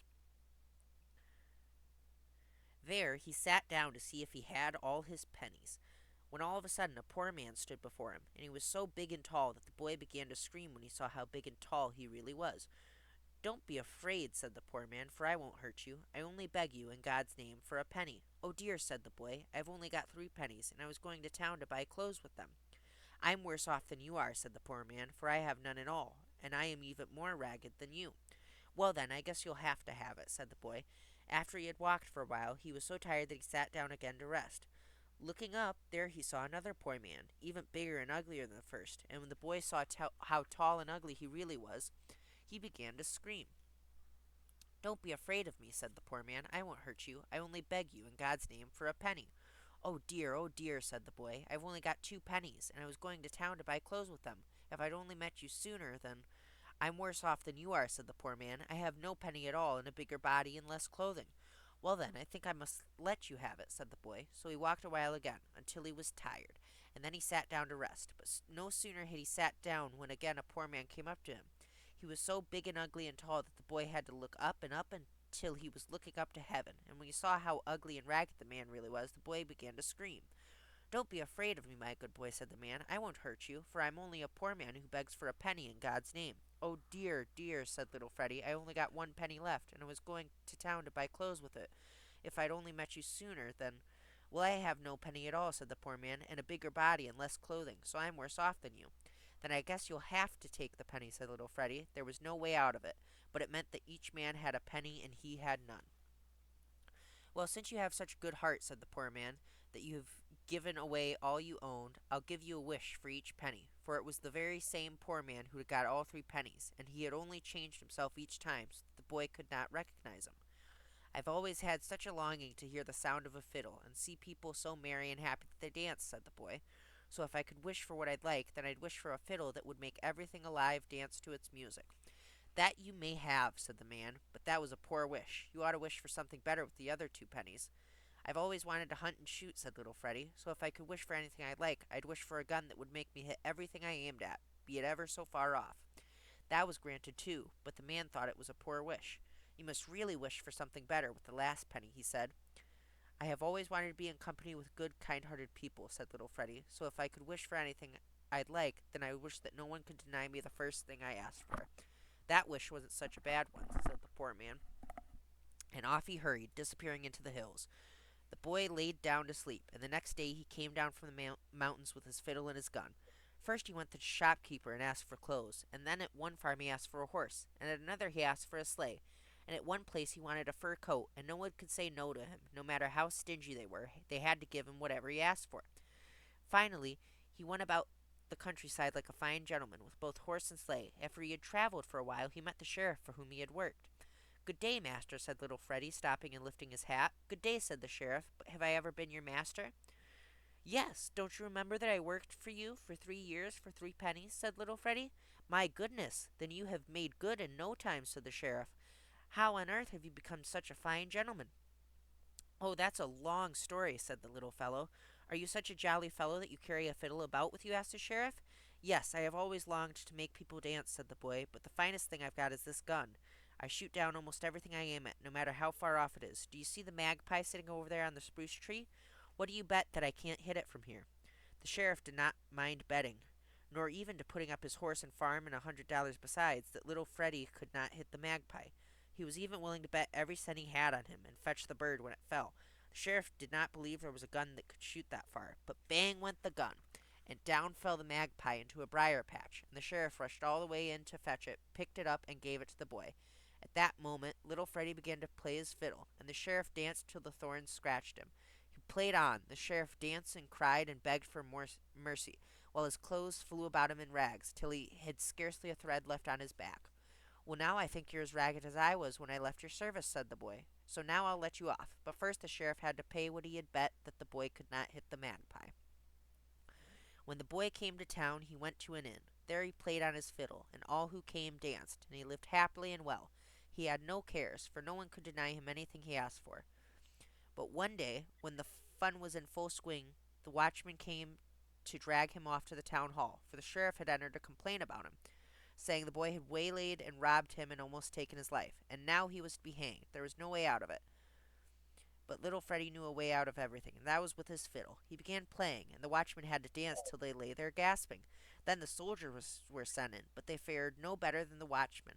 As soon as little Freddie took up his fiddle, they had to dance as long as he could play, but they were worn out long before that. Finally, one night, they sneaked in on him and seized him when he was asleep, and when they had him fast, he was sentenced to be hanged at once, and they lost no time in taking him to the gallows. A crowd of people came to see the spectacle. The sheriff was there, too, as happy as a lark, to get even for the money and the skin he had lost, and to watch them hang the boy. Things went rather slowly, for little Freddie was quite feeble when it came to walking, and pretended to be more feeble than ever. He had his gun and his fiddle along, too, for no one could get them away from him. And when he came to the gallows and had to climb up, he stopped and rested on every rung of the ladder. He sat down when he got to the last one, and asked if they would grant him just one last favor. He wanted very much to play a tune on his fiddle before they hanged him. It would be indeed a sin and a shame to deny him that much, they said, but the sheriff begged them for heaven's sake not to let him touch a string, or else it would be the end of them all. If they let the boy play, why, as for himself, they'd have to tie him to the nearest birch tree. It did not take little Freddie long to get a jig out of his fiddle, and everyone and every living thing there began to dance, both those who went on two legs and those who went on four, parson and deacon and clerk and tramp and sheriff and masters and dogs and pigs. They danced and they laughed and screamed all at the same time. Some danced till they dropped, and others danced till they fainted. They all fared badly, but the sheriff worst of all, so he was tied to a birch tree and rubbed the skin all off his back as he danced. No one thought of doing anything to little Freddie. They let him go wherever he pleased with his fiddle and his gun, and he lived merrily for the rest of his days, for no one could say no to anything he asked for.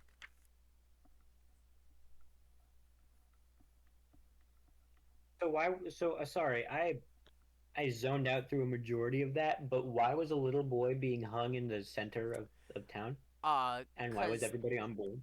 cause the sheriff tried to say that he stole his money and shit, but the sheriff just bet that he couldn't shoot a bird, and then he shot the bird and got all his money.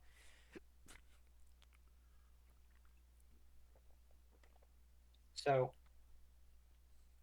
stealing money is a offense punishable by death now. I guess.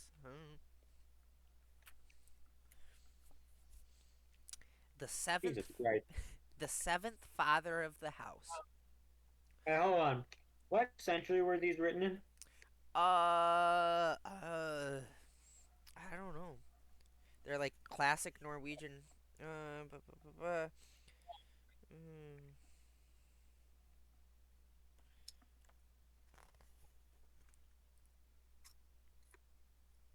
I don't know. It doesn't really say. It just says fairy tales from Norway. Okay, so I'm gonna guess the 18th or 19th centuries. Probably. So like the 1800s or the 1700s. Probably. So, man, You're so right. That's Imagine, so true. Yeah, definitely. man. So fucking hell. Hold on. So they think that thievery of money is enough to kill someone. I guess. Yeah. Right. Man, imagine how they'd react if they met someone like Hitler. Yeah.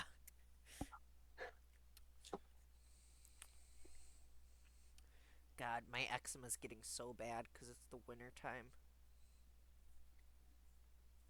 Thought you were about to go back into another one of your X stories. No, eczema, like the skin condition.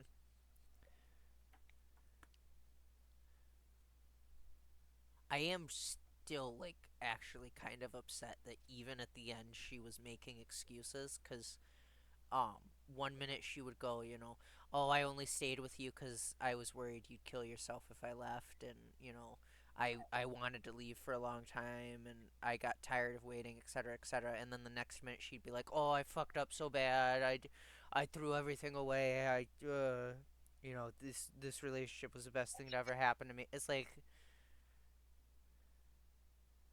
After the stream, what?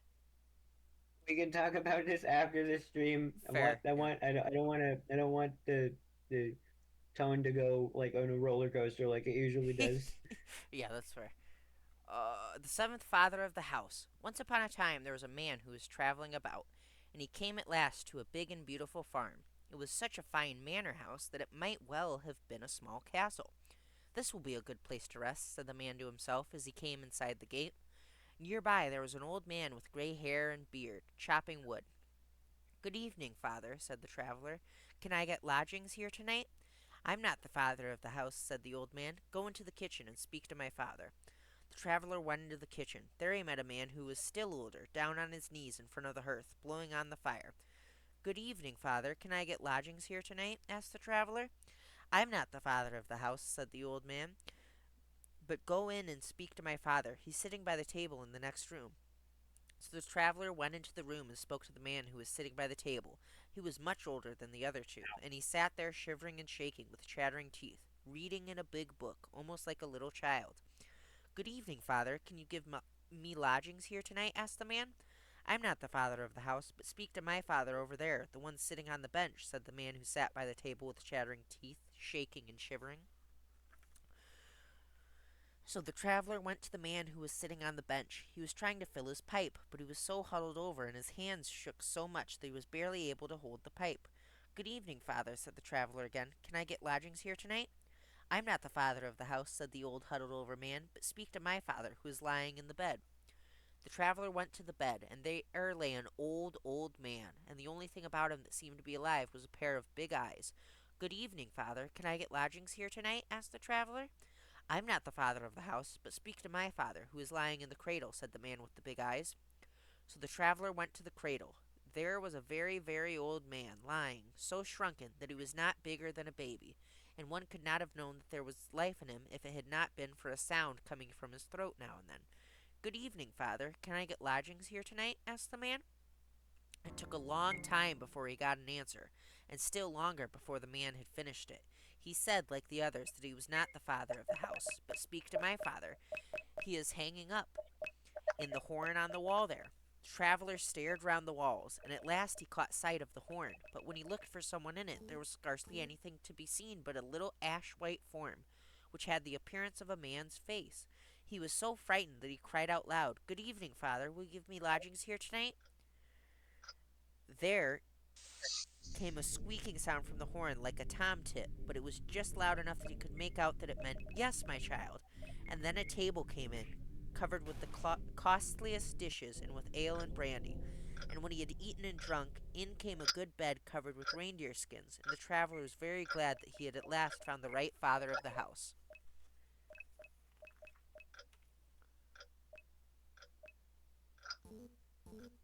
Any thoughts on that one?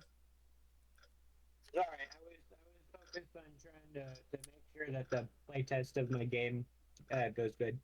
Oh, you're fine. It was literally just a guy talking to progressively older and older people until it was a shrunken old man the size of a baby and then a shrunken old man the size of a speck of dust. Yeah. Again, all of these are very weird. Oh, Polly's getting sleepy. How the fuck are you falling asleep to the Norwegian fairy tales? No offense to the Norwegians. You're a lovely people, but your fairy tales are fucking weird. Then again, we we literally have like American folk tales are so fucking weird too because the devil went down to Georgia. Like traditionally, you know, when some in a story like that, you know, you bet your soul that you can beat the devil at a fiddling contest. Normally the moral of the story is don't fucking bet your soul on a fiddling contest against the devil. But in that song's case, it's literally just yeah, he fucking won. He was better than the devil at playing fiddle. Get fucked, Satan. I'm better cuz I'm a fucking country boy.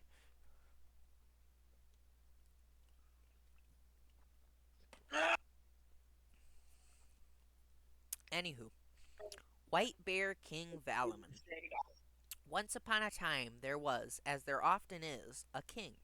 He had two daughters who were ugly and mean, but the third was as fair and sweet as the bright day, and the king and everyone was fond of her. One day she dreamt of a golden wreath that was so lovely she couldn't live without it, but as she could not get it, she grew sullen and so sad she couldn't speak. When the king found out that it was the wreath she longed for, he sent on a likeness of the one that the princess had dreamt of to goldsmiths in every land, asking if they could make one like it. So the goldsmiths worked night and day, but some of the wreaths she threw away, and others she wouldn't even look at. One day, when she was in the forest, she caught sight of a white bear who had the very same wreath she had dreamt of between his paws, and was playing with it. She wanted to buy it. No, it was not for sale for money, but she could have it if he could have her. Well, it was never worth living without it, she said. It didn't matter where she went or who she got, if only she could have the wreath. And so it was settled between them that he was to fetch her when 3 days were up, and that day was a Thursday. When she came home with the wreath, everyone was glad because she was happy again. The king said it could not be very difficult to stop a white bear. On the third day, the whole army was posted round the castle to fight him off. But when the white bear came, there was no one who could hold his ground against him, for no weapon could harm him. And he hurled soldiers down, left and right, until they were lying in heaps. When the king saw how dreadfully things were going, he sent out his eldest daughter, and the white bear took her on his back and went off with her. When they had gone far and farther than far, the white bear asked, "Have you ever had a softer seat, and have you ever had clearer vision?" "Yes, my mother's lap was softer, and in my father's court my vision was clearer," she said. "Oh, then you're not the right one," said the white bear, and chased her home again. The next Thursday he came back, and it all went the same as before. The army was out to fight off the white bear, but neither iron nor steel could go in him, and so he mowed them down like grass until the king begged him to stop. Then he sent out his next eldest daughter, and the white bear took her on his back and went off with her. When they had traveled far and farther than far, the white bear asked, "Have you ever had clearer vision, and have you ever had a softer seat?" "Yes, in my father's court my vision was clearer, and my mother's lap was softer," she said. "Oh, then you're not the right one," said the white bear, and with that he chased her home again. On the third Thursday he came again. This time he fought harder than he had done before. The king felt that he couldn't let the bear slay his whole army, so he gave him his third daughter in God's name. He took her up on his back and went far and farther than far away. When they had reached the forest, he asked her, as he had asked the others, whether she had ever had a softer seat or clearer vision. "No, never," she said. "Ah, you are the right one," he said. They came to a castle which was so grand that the one her father had was like the poorest cottage in comparison. There she was to stay and live happily, and she was to have nothing else to do but to see that the fire never went out. The bear was away during the day, but at night he was with her, and then he was a man. For 3 years all went well, but each year she had a baby, and he took it and carried it off soon as it had come into the world. Then she became more and more downhearted, and asked if she could go home and see her parents. Well, there was no objection to that, but first she had to give her word that she would listen to what her father said, but not to what her mother wished. So she went home. When they were alone with her, she had told them how she was getting on, and her mother wanted to give her a candle to take back so she could see what he looked like. But her father said no, she mustn't do that. It will do more harm than good. But regardless of whether it was good or not, she took the piece of candle with her when she left. The first thing she did when he had fallen asleep was to light the candle and shine it on him. He was so handsome that she thought she could never gaze at him enough. But as she held the candle over him, a hot drop of tallow dropped on his forehead, and he woke up. What have you done? He said. Now you have made us both ill fated. There was no more than a month left, and if you had only held out, I would have been saved, for a troll hag has cast a spell over me, and I am a white bear by day. But now it is all over with us, for now I must go to her and take her to be my wife. She wept and moaned, but he had no choice. He had to set off. Then she asked if she might go with him. No, he said, that was out of the question. But when he set off in his bewitched bear form, she seized hold of the fur and threw herself up on his back, and held on fast. So away they went over crags and mountains, and through groves and thickets, until her clothes were torn off her, and she came so dead tired that she let go her hold and fainted. When she came to, she was in a great forest, and she set off again, but she could not tell where the path led. After a long, long time, she came to a cottage, and there she saw two women, an old woman and a pretty little girl. The princess asked if they had seen anything of White Bear King Valaman. Yes, he passed by here early this morning, but he went so fast you'll never be able to catch up with him, they said. The little girl ran about, clipping in the air and playing with a pair of golden scissors. Pieces of silk and strips of velvet flew all about her whenever she clipped in the air with them. Where they were, there was never any want of clothes, but this woman who is to travel so far and on such rough road, she'll have to struggle hard, said the little girl. She may well have more need of these scissors than I to cut her clothes with. May I give them to her? She was told she could. So away travelled the princess through the forest, which seemed never to come to an end, both day and night, and the next morning she came to another cottage. In it there were also two women, an old wife and a young girl. Good day, said the princess. Have you seen anything of White Bear King Valaman? Was it you, maybe, who was to have him? Asked the old wife. Yes, it was. Well, he passed by yesterday, but he went so fast you'll never be able to catch up with him. The little girl was playing about on the floor with a flask, which poured out whatever they wanted, and where it was there was never any want of drink. But this poor woman, said the girl, who has to travel so far on such rough roads, I think she may well be thirsty and suffer many other hardships. No doubt she needs this flask more than I. May I give it to her? She was told she could. So the princess got the flask and thanked them, and set off again away through the same forest, both that day and the next night too. The third morning she came to a cottage, and there too she found an old wife and a little girl. Good day, said the princess. Good day to you, said the old wife. Have you seen anything of White Bear King Valaman? She asked. Maybe it was you who was to have him, said the old wife. Yes, it was. Well, he passed by here yesterday evening, but he went so fast you'll never be able to catch up with him, she said. The little girl was playing about on the floor with a cloth, which when they said to it, Cloth, spread yourself out and be covered with every good dish, it did so, and wherever it was, good food was never lacking.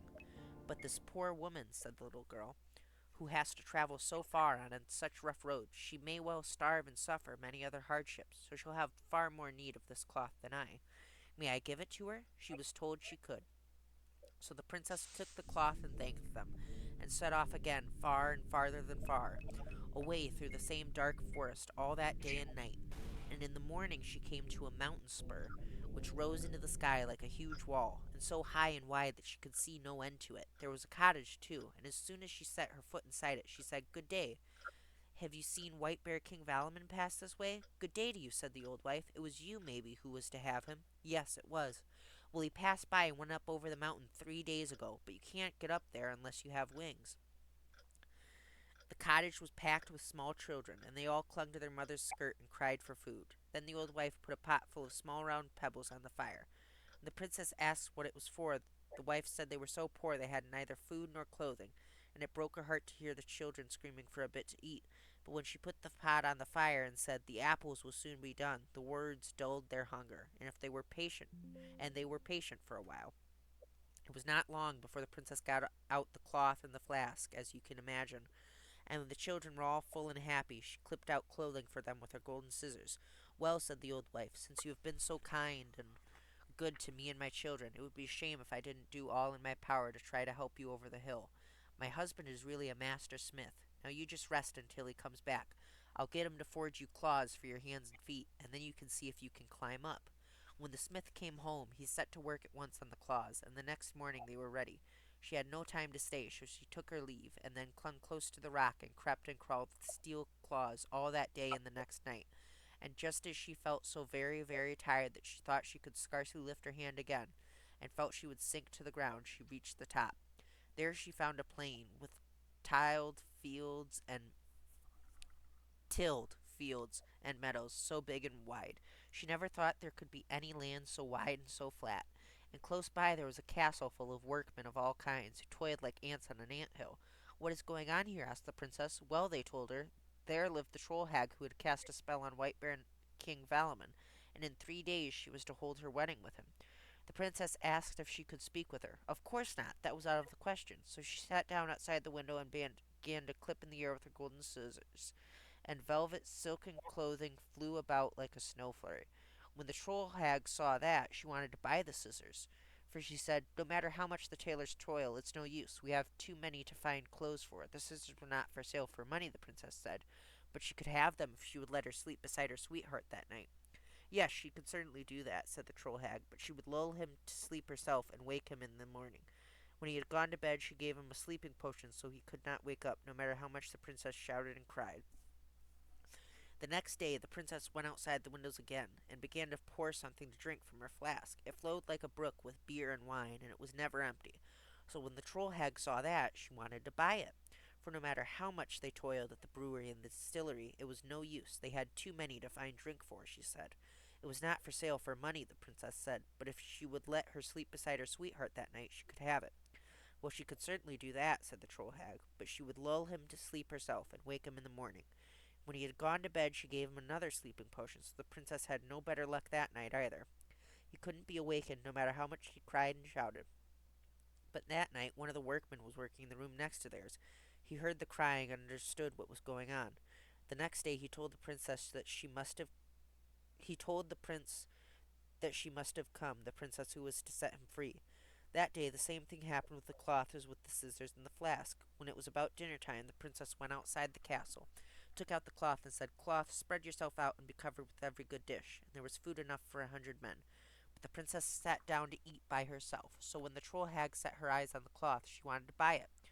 For no matter how much they cooked and baked, it was no use. They had too many mouths to feed, she said. The princess said it was not for sale for money, but if she would let her sleep beside her sweetheart that night, she could have it. She could certainly do that, said the troll hag, but she would first lull him to sleep herself and wake him in the morning. When he had gone to bed, she came with the sleeping potion, but this time he was on his guard and fooled her. But the troll hag did not trust him one bit, for she took a darning needle and stuck it through his arm to see if he was sleeping soundly enough. But no matter how much it hurt, he did not stir a bit, and so the princess was allowed to come in to him. Everything was going very well. Now, if they could only get rid of the troll hag, he would be free. So he got the carpenters and make him a trick plank on the bridge over which the bridal procession had to pass, for it was the custom there that the bride rode at the head of the procession. When they got onto the bridge, the trick plank turned over on the bride and all the other old hags who were her bridesmaids. But King Valaman and the princess and all the rest of the wedding guests turned back to the castle and took away all they could carry of the troll hag's gold and money, and they set off for his land to hold their proper wedding. But on the way King Valaman picked up the 3 little girls and took them with him, and now she found out why he had taken her children away. It was so that they could help her find him.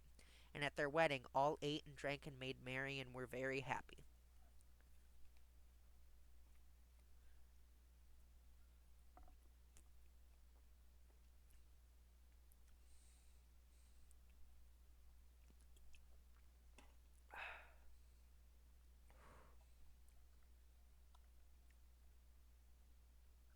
Oh my god, I've been reading bedtime stories for 2 hours. Jesus. Really? Not even. An hour and That is. 48 minutes, almost 49 minutes. I didn't even realize how long it's been. Yeah. Are you I've falling gotten asleep? a pretty good amount of shit done Nice. in my games. Not a lot, obviously, but it's not terrible. It's about this guy who's woken up in an unfinished game, and he has to confront like a whole bunch of shit about himself. Mm, interesting. The Princess Who Couldn't Be Silenced. Once upon a time there was a king. He had a daughter who was so wayward and wilful in her speech that no one could silence her. The king therefore promised that the one who could outwit her would get the princess and half the kingdom in the bargain as well. There were many who wanted to try, you may be sure, for it isn't every day that one can get a king's daughter and half a kingdom so easily. The gate to the king's manor hardly ever stood still. They came in great numbers from east and west, on horseback and on foot, but there was no one who could make the princess stop talking. At last the king announced that those who tried and failed would be branded on both ears with the great branding iron. He would not have all this running about the manor for nothing. There were three brothers who had also heard about the princess, and as they were not so well off at home, they wanted to go out to try their luck and see if they could win the princess and half the kingdom. They were good friends, and so they agreed to set out together. After they had gone a little way down the road, Aladdin found a dead magpie. "Look what I've found! Look what I've found!" he shouted. "What have you found?" asked the brothers. "I have found a dead magpie," he said. "Ugh, throw it away. What can you do with that?" said the other two, who always believed they were the wisest. "Oh, I've nothing better to do, and nothing better to carry, so I'll just take it along with me," said Aladdin. When they had gone a little bit further, Aladdin found an old birch binding, which he picked up. "Look what I've found! Look what I've found!" he shouted. "What have you found now?" said the brothers. "I found a birch binding," he replied. "Pooh! What are you going to do with that? Throw it away," said the other two. "Oh, I've nothing better to do and nothing better to carry, so I'll just take it along with me," said Aladdin. When they had gone still further, he found a piece of a broken saucer, which he also picked up. "See here, boys, look what I've found, look what I've found," he said. "Well, what have you found now?" asked the brothers. "A piece of a broken saucer," he said. "Arg! Now that's really worthless. Throw it away," they said. "Oh, I've nothing better to do, and nothing better to carry, so I'll just take it along with me," said Aladdin. When they had gone a little bit further, he found a twisted goat horn, and soon after he found the mate to it. "Look what I've found! Look what I've found, boys!" he shouted. "What have you found now?" asked the others. "Two goat horns," answered Aladdin. "Arg! Throw 'em away. What are you going to do with them?" they said. "Oh, I've got nothing better to do, and nothing better to carry, so I'll just take it along with me," said Aladdin. After a while he found a wedge.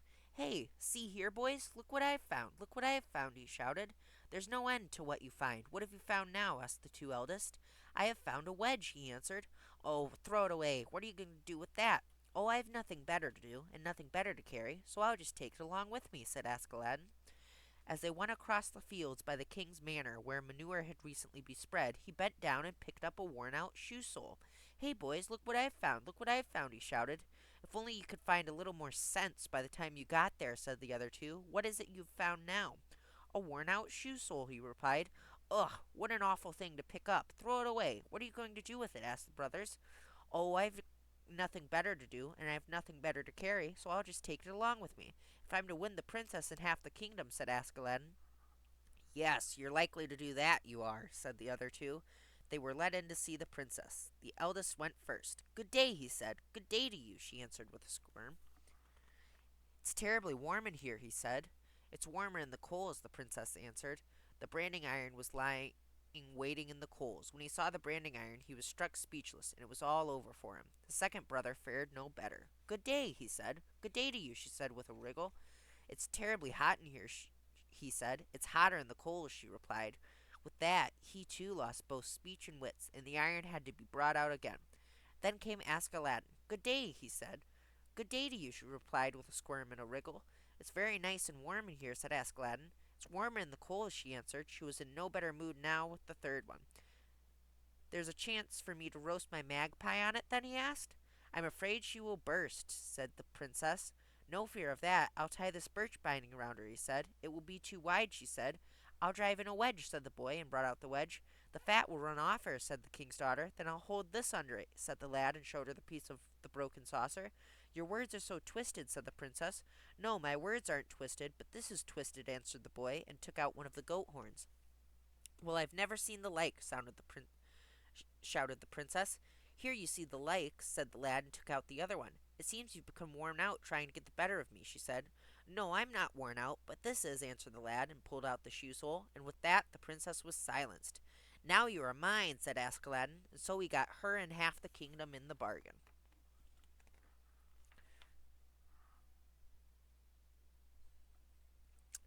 boy and the devil. Once upon a time there was a boy who went along a road cracking nuts. He came upon a worm eaten one, and just then he met the devil. Is it true what they say, said the boy, that the devil can make himself as small as he likes and go through a pinprick? Yes, answered the devil. Let me see you creep into this nut then, said the boy, and the devil did so. But as soon as the devil had crept in through the wormhole, the boy pushed a twig into it. Now I've got you, he said, and put the nut in his pocket. Further along the road he came to a smithy. He went in there and asked the smith if he would crack that nut for him. Yes, that's easily done, said the smith, and took the smallest hammer he had, laid the nut on the anvil, and hit it. But the nut wouldn't crack. So he took a somewhat bigger hammer, but that wasn't heavy enough either. Then he took an even bigger one, but the nut would still not crack. This made the smith angry, and he seized the big sledgehammer. This time I'll crack you, he said, and swung with all his might. The nut burst into splinters with such a roaring crash that half the roof blew off the smithy, and it sounded as though the entire shed would come crashing down. I think the devil was in that nut, said the smith. He was, replied the boy. Sorry, that's a really fucking funny sentence. I think the devil was in that nut. Me when I get post nut clarity. Jesus Christ. Have a good night, Lilith. Thanks for watching.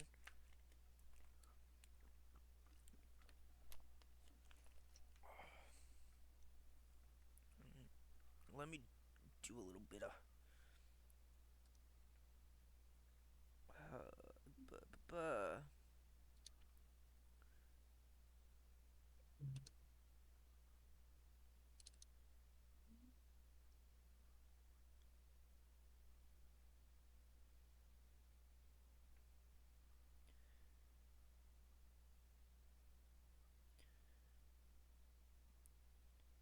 Alright.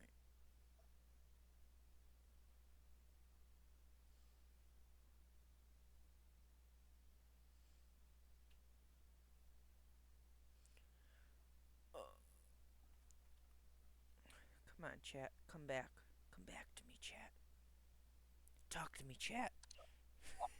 Just start fucking Top Gun quoting, but instead of saying goose, I just say chat.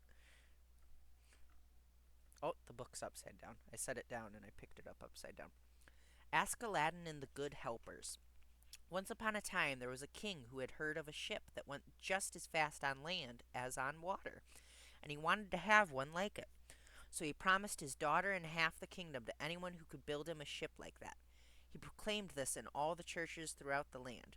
There were many who tried, you may be sure, for half the kingdom would be good to have, they thought, and the king's daughter would be fine to have in the bargain as well. Nevertheless, they all failed. Now there were three brothers who lived in a village in the woods. The eldest was called Pear, the next one Paul, and the youngest was called Espen Askeladden, because he was always poking and raking in the ashes. On the Sunday when the proclamation about the ship the king wanted was read, Askeladden happened to be there. When he came home and told the others about it, Per, the eldest, asked his mother for some provisions, for he wanted to go off and try his luck at building the ship and winning the king's daughter and half the kingdom.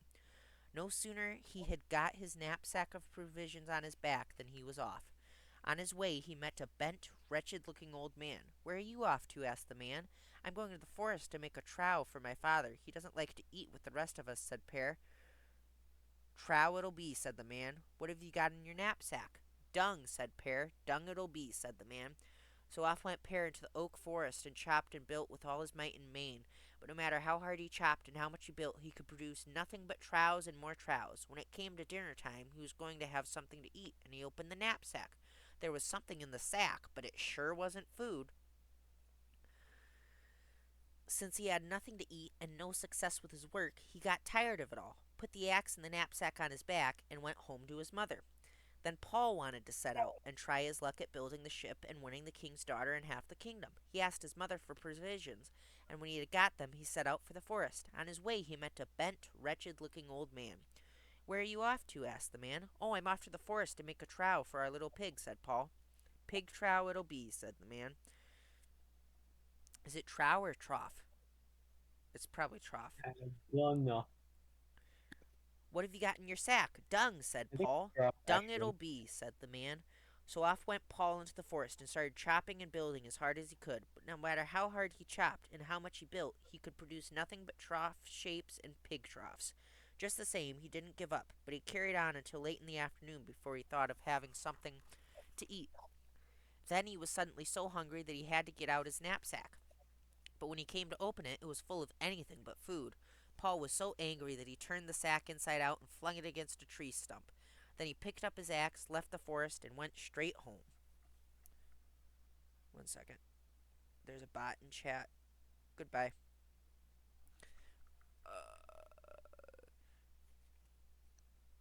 After Paul came home, Askeladden wanted to set out, and he asked his mother for provisions. Maybe I could manage to get the ship built and win the king's daughter and half the kingdom, he said. Yes, very likely, said his mother. You, who never do anything but root and rake in the ashes. No, I'm not going to give you any provisions. But Askeladden wouldn't give up. He pleaded so hard that in the end he was allowed to go. He got no provisions, though, but he did sneak along a couple of oat cakes and a drop of stale beer, and away he went. After he had gone a little way, he met the same old fellow, the one who was so bent and pitiful and wretched looking. Where are you off to? Asked the man. Oh, I'm off to the forest to build a ship which goes just as well on land as on water, said Askeladden. For the king has proclaimed that whoever can build such a ship will get the king's daughter and half the kingdom.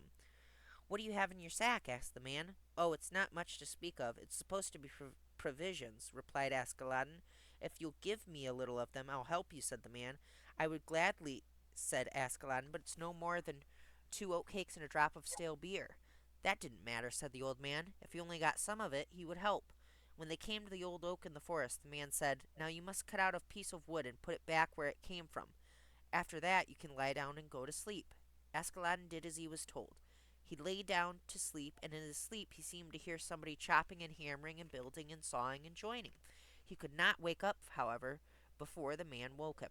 When at last he could open his eyes, there stood the ship, completely finished, alongside the oak. Now you must get on board, and everyone you meet you're to take with you, said the old man.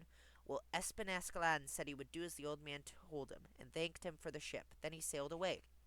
When he had sailed a little ways, he came across a tall, skinny tramp, who lay on a hillside eating lumps of granite. What sort of a fellow are you to be lying here eating granite? Asked Askeladden. The man said he was so hungry for meat that he could never get his fill. That's why he had to eat granite, and then asked if he could come along on the ship. Sure, if you want to come along, climb aboard, said Askeladden. So the man came aboard, bringing some granite with him as provisions. When they had sailed a bit farther, they met a fellow who was lying on a sunny hillside sucking on a barrel tap. What sort of a fellow are you? Asked Aspen Askeladden. And what's the good of sucking on that barrel tap? If one hasn't a barrel, one must be satisfied with the tap. I'm always so thirsty for beer that I can never drink enough beer or wine, he said, and asked if he could come along on the ship. If you want to come along, climb aboard, said Askeladden. So he climbed aboard, bringing with him the tap to quench his thirst. When they had sailed a bit farther, they came across a man who was lying with one ear to the ground, listening. What sort of a fellow are you, and what are you listening to there on the hillside? Asked Askeladden. I'm listening to the grass, for my hearing is so sharp that I can hear the grass growing, he said, and then he asked if he could come along on the ship. If you want to come along, climb aboard, said Askeladden, so he climbed aboard too. When they had sailed a bit farther, they came across a man who stood aiming a gun. What sort of a fellow are you, and what's the good of standing and aiming like that? Asked Askeladden. My sight is so good, he said, that I can shoot straight to the world's end. Then he asked if he could come along on the ship. If you want to come along, climb aboard, said Askeladden, and so he climbed aboard too. When they had sailed a bit farther, they met a man who was hopping along on one leg, and on the other leg were fastened 7 heavy weights. What sort of a fellow are you, and what's the good of hopping along on one leg with 7 heavy weights on the other?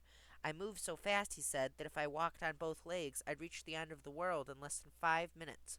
Then he asked if he could come along in the ship. If you want to come along, climb aboard, said Askeladden. So he climbed up into the ship to join Askeladden and his companions. When they had sailed a bit farther, they met a man who was holding his hand over his mouth. What sort of a fellow are you? Asked Askeladden, and why are you holding your hand over your mouth like that? Oh, I've got 7 summers and 15 winters inside my body, he said, so I have to hold my mouth shut, for if I let them all out at once, they would destroy the world right away. And then he asked if he could come along. If you want to come along, climb aboard, said Askeladden, so he climbed aboard the ship with the others. When they had sailed a bit farther, they arrived at the king's manor. Ascalon went straight into the king and said that the ship was standing ready outside, and now he wanted the king's daughter, just as the king had promised. The king wasn't too pleased about this, for Ascalon looked both dirty and sooty, and the king was reluctant to give his daughter to such a tramp. So he said he'd have to wait a bit. He couldn't have the princess until he had emptied the royal meat store, which contained 300 barrels of meat.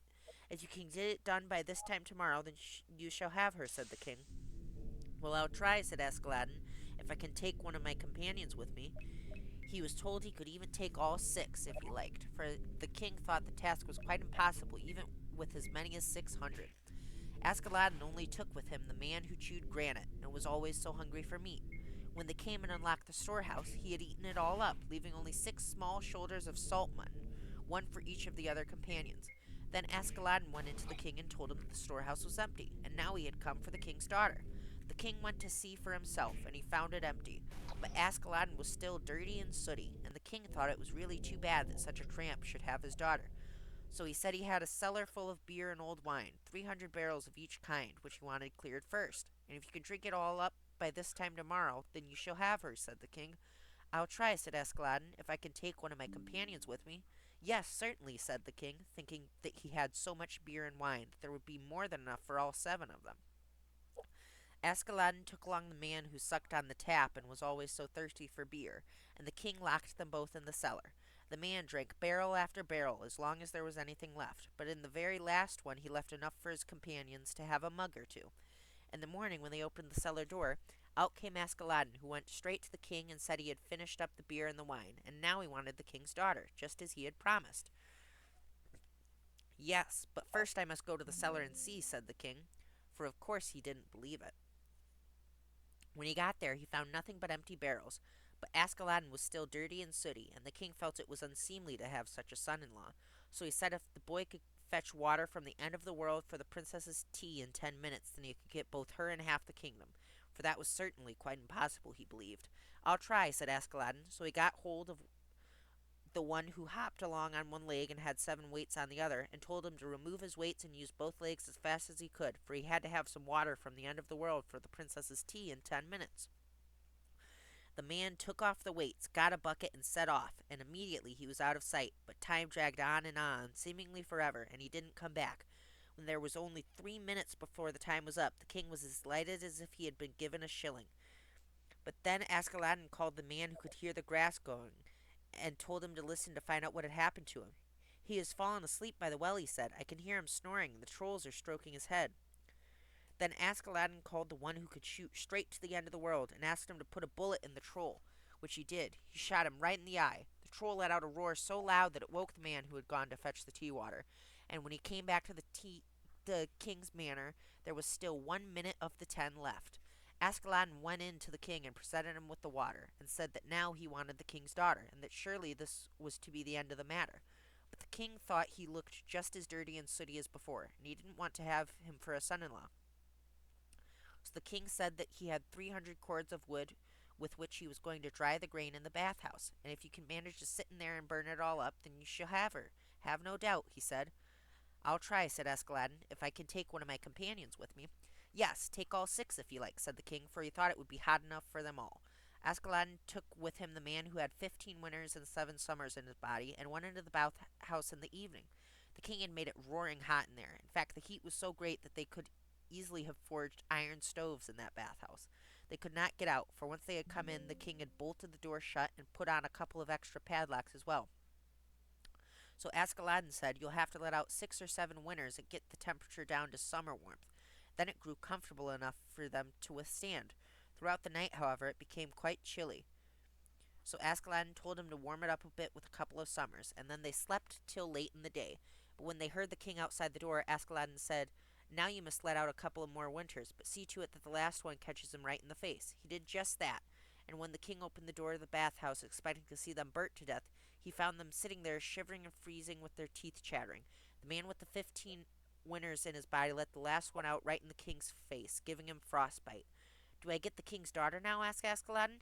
Yes, take her and keep her, and take the kingdom as well, said the king. He no longer dared refuse him. So at last the wedding was held, and Ascalon got his princess. I think this next one might be the last one for the Norwegian. Butterball. Once upon a time there was a wife who was fond of baking. She had a little son who was so round and fat and fond of good things that she called him Butterball. She also had a dog called Goldtooth. One day Goldtooth suddenly began to bark. Run out, my little Butterball, said the wife, and see what Goldtooth is barking at. So the boy ran out and came back and said, Oh, heaven help me, here comes a big tall troll hag with her head under her arm and a sack on her back. Run under the breadboard and hide, said his mother. The big troll came in. Good day, she said. God bless you, said Butterball's mother. Is Butterball home today? Asked the troll. No, he's out in the woods with his father bagging grouse, answered the mother. Oh, what a troll thing to happen, said the troll hag. I've got a nice little silver knife I wanted to give him. Squeak, squeak, here I am, said Butterball from under the breadboard, and out he sprang. I'm so old and my back's so stiff, said the troll, you must crawl into the sack and fetch it yourself. But when Butterball had crawled deep into the sack, the troll swung it on her back and rushed out the door. After they had gone a little way down the road, the troll grew tired and asked, How far off is it to where I can sleep? Half a mile, answered Butterball. So the troll put the sack down by the roadside and went alone into the forest and lay down to sleep. In the meantime, Butterball saw his chance. He took his knife, cut a hole in the sack, and jumped out. Then he put a large fir root into the sack and ran home to his mother. When the troll got home and saw what there was in the sack, she flew into a dreadful rage. The next day the wife was baking again. Suddenly its dog began to bark. Run out, my little Butterball, she said, and see what Goldtooth is barking at. Oh no, it's that nasty beast again, mother, said Butterball. She's coming back with her head under her arm and a big sack on her back. Run under the breadboard and hide, said his mother. Good day, said the troll. Is Butterball home today?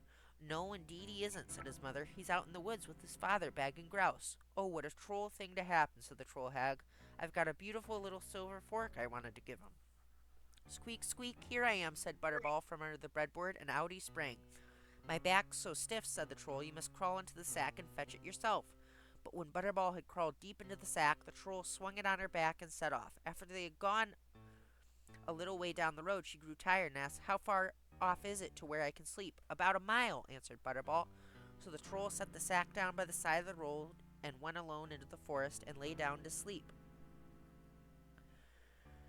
While the troll took her nap, Butterball made a hole in the sack, and once he was out, he put a big stone into it. When the troll hag got home, she made a fire in the hearth and put a big pot on it and was going to boil Butterball. But when she took the sack and thought she was going to turn out Butterball into the pot, down fell the stone, making a hole in the bottom of the pot, so the water ran out and put out the fire.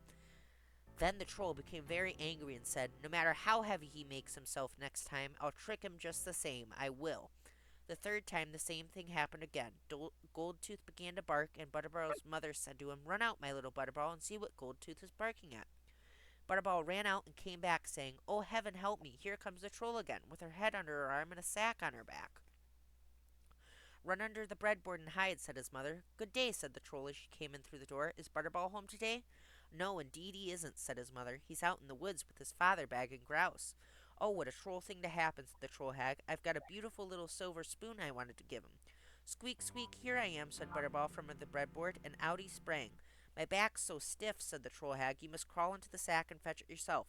But when Butterball had crawled deep into the sack, the troll swung it on her back and set off.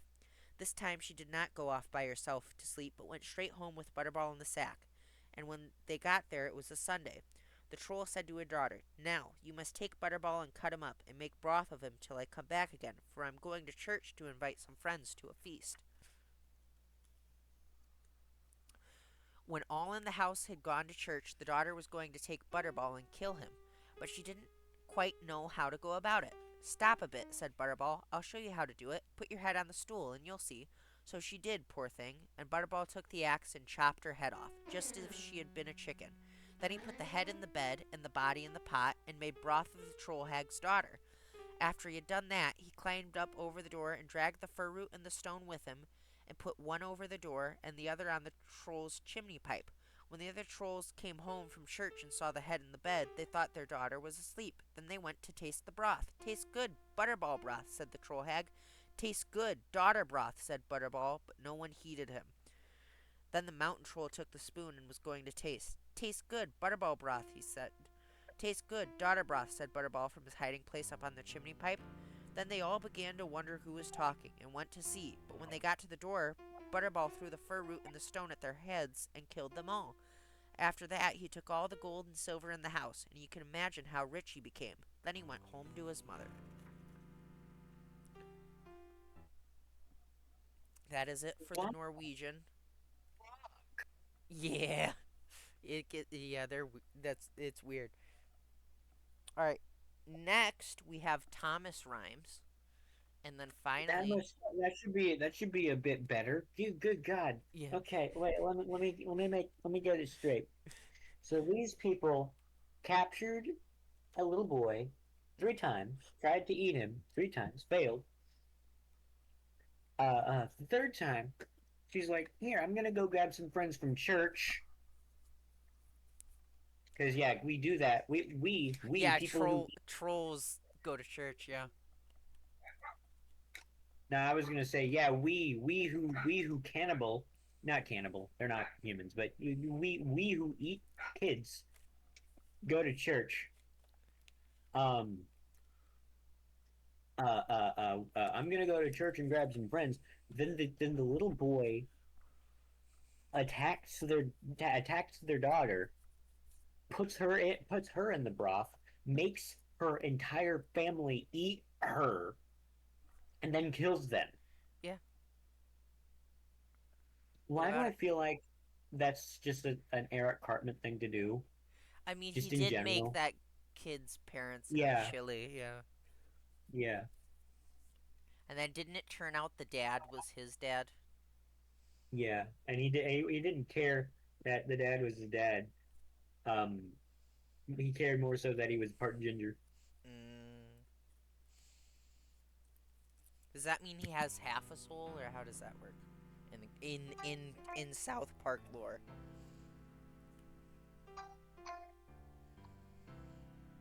Huh.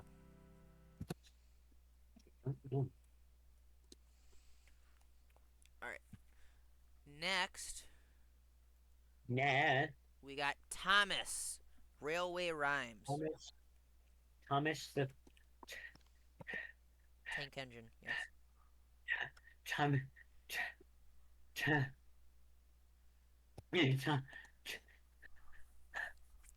Tom, Rest in peace, Britt Allcroft. You fucking made my childhood fly high. I hope there's an afterlife because you deserve to just be fucking chillaxing in heaven. You fucking incredible woman.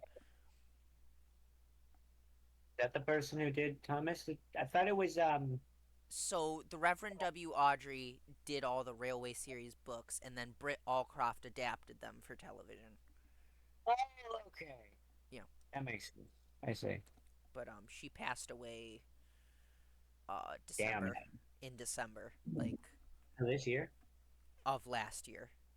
Oh, December of this year hasn't Yeah, happened it yet. hasn't happened yet. Yeah, it was December, and they announced it early this year. Um, and that was a real fucking bummer. But if if it's any sort of comfort, she was able to attend the Unlikely Fandom premiere, which was a documentary made by fans of Thomas on the fan community for Thomas, and it was just a whole room cheering for her when she walked on stage.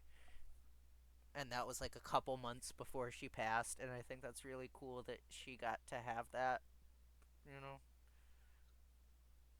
Because, like, I'm sure it's like, yeah, I made Thomas in the 80s, and, like, in the early 2000s, it got taken over by Hit Entertainment, and she didn't really have much control over it anymore. I'm sure she probably wasn't sure that she really had that much of an impact in 2024, and it's very heartwarming to think about, like, she got to see at least some of the people who, like, still care so much about what she created, you know? That's awesome. I still need to watch an Unlikely Fandom. I want to watch that at some point. Is it available? I'm not sure where it's available, but they did like screen it in theaters and select places, which was really neat. Um, your mic went to shit, by the way.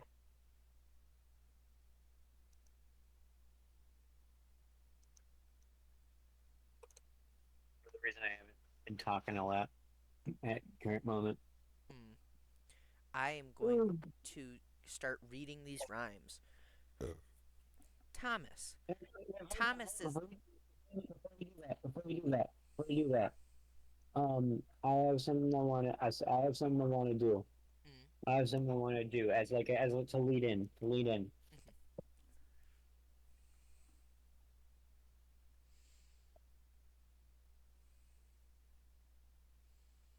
Oh, just the theme song based.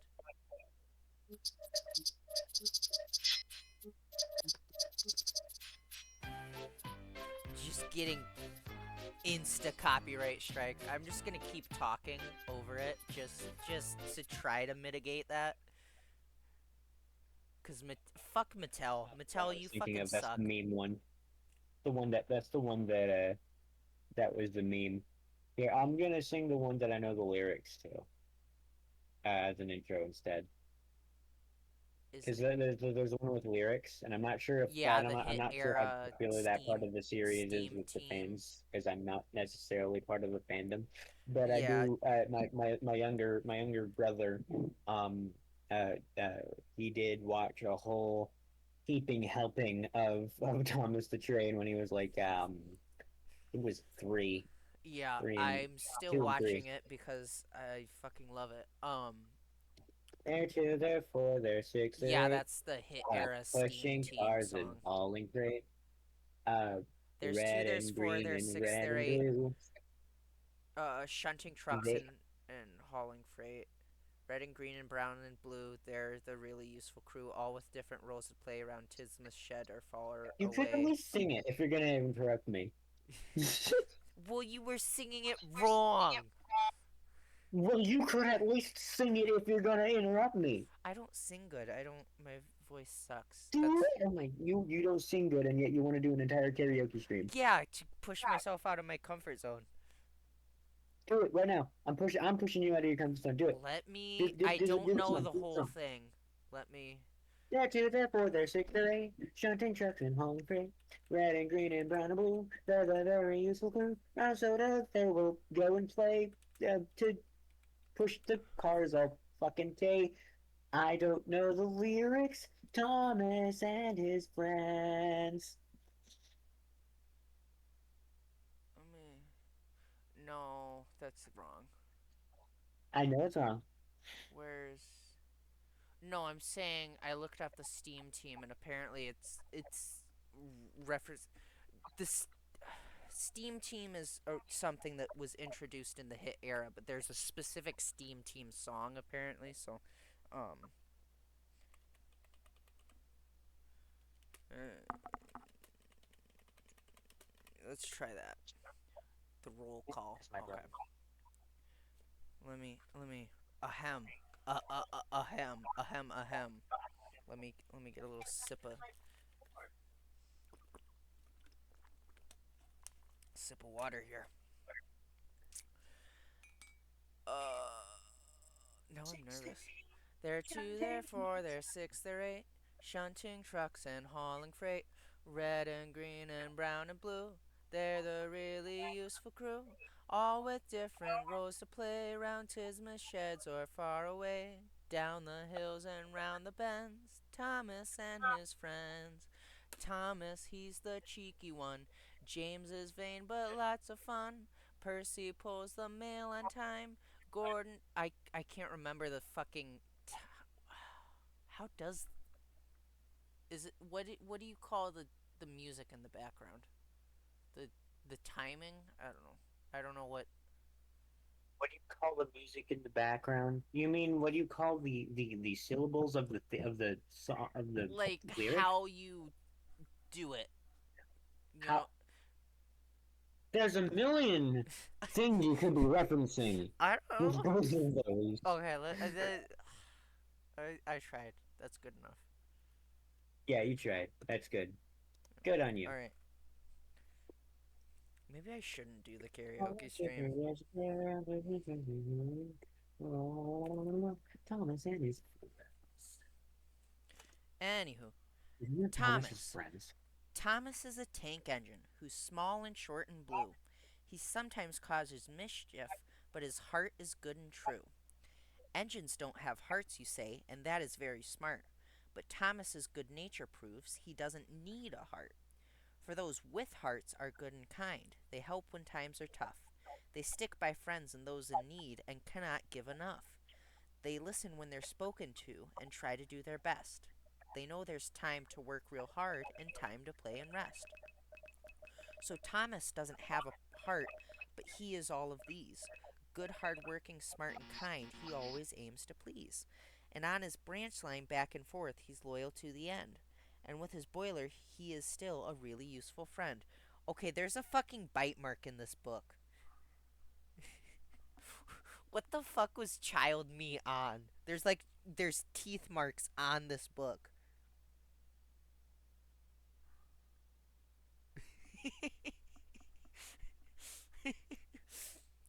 Sir Topham Hatt. Who's the one who must be sure that service is first rate? Who cheers the trains when they're on time and chides them when they're late? Who keeps the branch lines safe and sound and makes sure mail gets through? Who's the one who runs the rails? Sir Topham Hatt, that's who. Gordon, Part 1. Here comes Gordon, big and strong. He's pulling the express along. There goes Gordon. He hasn't time to linger while we read this rhyme. Trevor. Trevor was old, and one day he was sold for scrap, which made him quite sad. Thomas wasn't amused. He thought Trevor ill used, and this made Thomas mad. But then Thomas thought, I know help is sought at the vicar's orchard and farm. So Thomas implied Trevor ought to be tried. He surely can't do any harm. Well, the vicar adored him, and he implored him to stay and assist with the chores. And now I am guessing that Trevor's a blessing, doing work that I know he adores. Cranky. Off the train, onto the ship. The crates and barrels must not slip. Off the ship, onto the train. In the sun, the snow, the rain. Back and forth, and to and fro. He has no wheels, he cannot go. Day in, day out, the whole year through. Wouldn't you be cranky too? Bulstrode. Bulstrode is a hefty barge who carries cargo in. When he arrives, the harbor thrives. A new day can begin. But if it's stormy out at sea and ships can't get to shore, the work slows down and sailors frown until it's clear once more. Salty, who loves to unload every ship off the sea. Yo ho, and a bucket of prawns. He's old and he's rusty, but smart as can be. Heave ho with that bucket of prawns. With troublesome trucks, he always gets through. Yo ho, and a barrel of clams. They always will mind him and give him his due. Heave ho with that barrel of clams. He knows the sea shanties and many tall tales. Yo ho, and a shipload of crabs. And every trick for a life on the rails. Heave ho with that shipload of crabs. When up at the quarry he yearns for the sea. Yo ho, and a net full of fish. But down at the harbor he's glad as can be. Heave ho with that net full of fish. Prawns, clams, crabs, fish. Salty sends a hearty wish. Donald and Douglas. Twin engines from Scotland are we, as alike as two engines can be. Though our number and name just aren't the same, we're identical as you can see. Each one will say this of the other. I like to stay close to my brother, so bring on the freight or the passengers, great, as long as we're near one another. The breakdown train.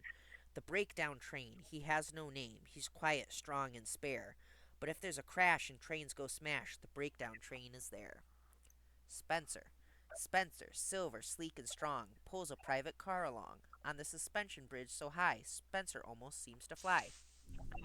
Harold. Harold the helicopter, chop, chop, chop, flies so high, chop, chop, chop, looks down on Sodor, chop, chop, chop, from up in the sky, chop, chop, chop.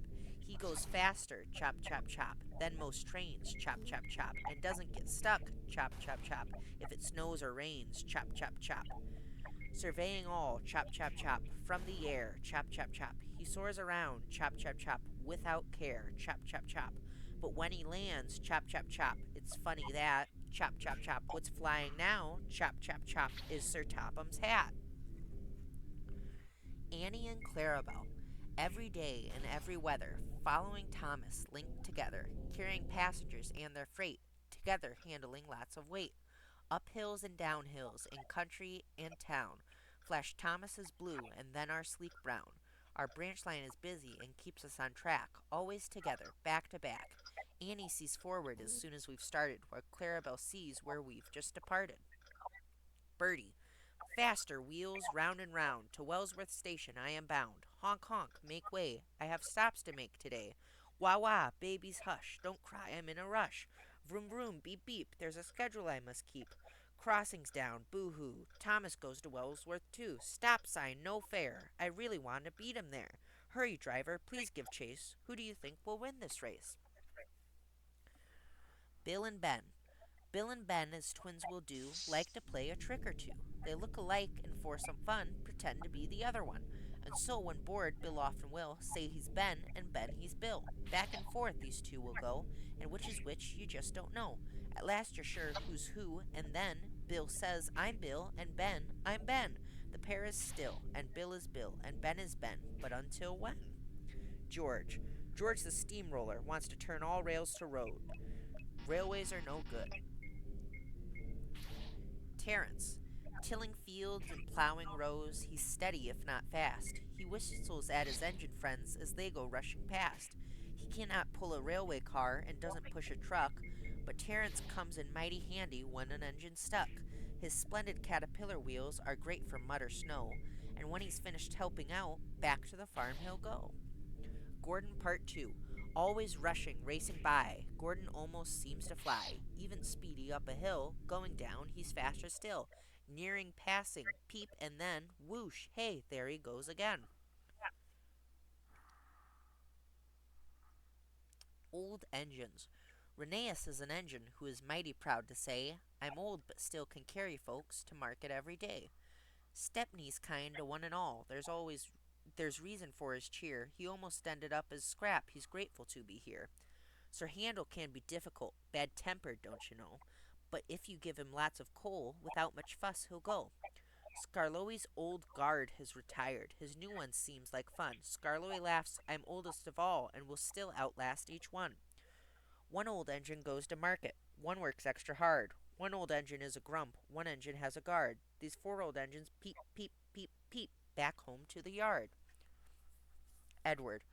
Oh, Edward Blue, may I ride with you and do things you've done, and see the sights of days and nights, and learn of work and fun? Despite your size, you are so wise, and also very true. I hope some day someone will say I am like Edward Blue. Emily. Independent Emily has a lot to prove. She's the only female steamy, and she's always on the move. If Thomas can shunt 3 freight cars, then Emily shunts 4. If Thomas wants to make 2 trips, then Emily wants more. Anything that Thomas does, she feels she can do better. If Thomas gets caught in the rain, then Emily gets wetter. Thomas likes to tease her. You're a bossy little buffer. But Thomas knows that for her size, no engine could be tougher. And so they love to play it out like sister against brother. They really like to think of ways to challenge one another. But if some other engine ever tries to pick a fight, Emily and Thomas will instantly unite. The Ballad of Henry. Henry is handsome, but Henry was vain. He never liked getting stuck in the rain. Henry would say of his beautiful sheen, I'm the handsomest engine you've ever seen. Yes, the shiniest engine that ever was made. My coal must be of the highest grade. But when he gets snooty, the other trains say, Don't forget Henry, being vain doesn't pay. The others remember that one dreary fall, when Henry was being the proudest of all. He was traveling fast, and his cars all were full of passengers, which Henry just loved to pull. The journey was fine, but here's the wrinkle. On this cloudy day it started to sprinkle. I mustn't get wet, Henry whined to the guard. My beautiful paint job will surely be marred. Thus silly old Henry was blinded by pride, so he entered a tunnel and stopped just inside. What's going on? Called the riders and crew. We have places to be and big things to do. But Henry was firm. I am staying inside. And he wouldn't hear as his passengers cried. They pushed and they pulled, they begged and cajoled, but Henry just would not do as he was told. Sir Topham Hatt said, We've tried and we've tried. If he will not move, then we'll block him inside. So his coal bin was empty, his wheel cogs were locked, and Henry, inside the tunnel, was blocked. A non working engine is quickly forgotten, and it wasn't long before Henry felt rotten. Weeks passed, and poor Henry was filled with despair. The engines passed by as if he wasn't there. Seeing Gordon and Edward still working so bustily made Henry ashamed that he acted so fussily. But to Henry's good fortune, one day things went wrong. The express pulled by Gordon was rushing along. When out in the country, a long way from town, his water pipe burst, and poor Gordon slowed down. No water, no steam, and no steam means no go. What will I do? Gordon wanted to know. There's no other engine to handle this mess, for Edward's too little to pull the express. But what about Henry? Is he big enough? Perhaps he is done with this vanity stuff. The tunnel was opened and Henry appeared. He was covered with grime and his paint was all smeared, but he was so glad to be running again. He pushed with the strength of 10,000 men. The express reached the station, a little bit late, but Henry, though dirty, was feeling first rate. And just to reward him and pay him his due, they gave him a fresh coat of paint, this time blue. But blue didn't suit him, he much preferred green, so again they repainted, and this time he felt keen. And so Henry learned it's best not to be vain, though he still really hates getting stuck in the rain.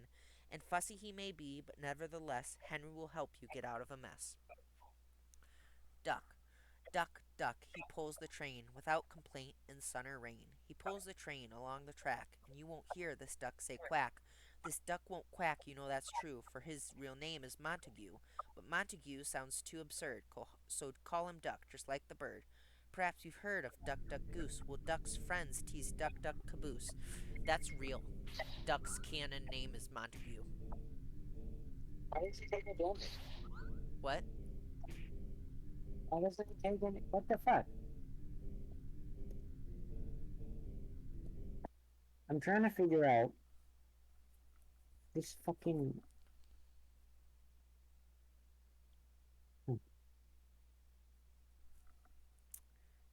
James. This specific enemy won't take any damage, and I don't know why. Huh.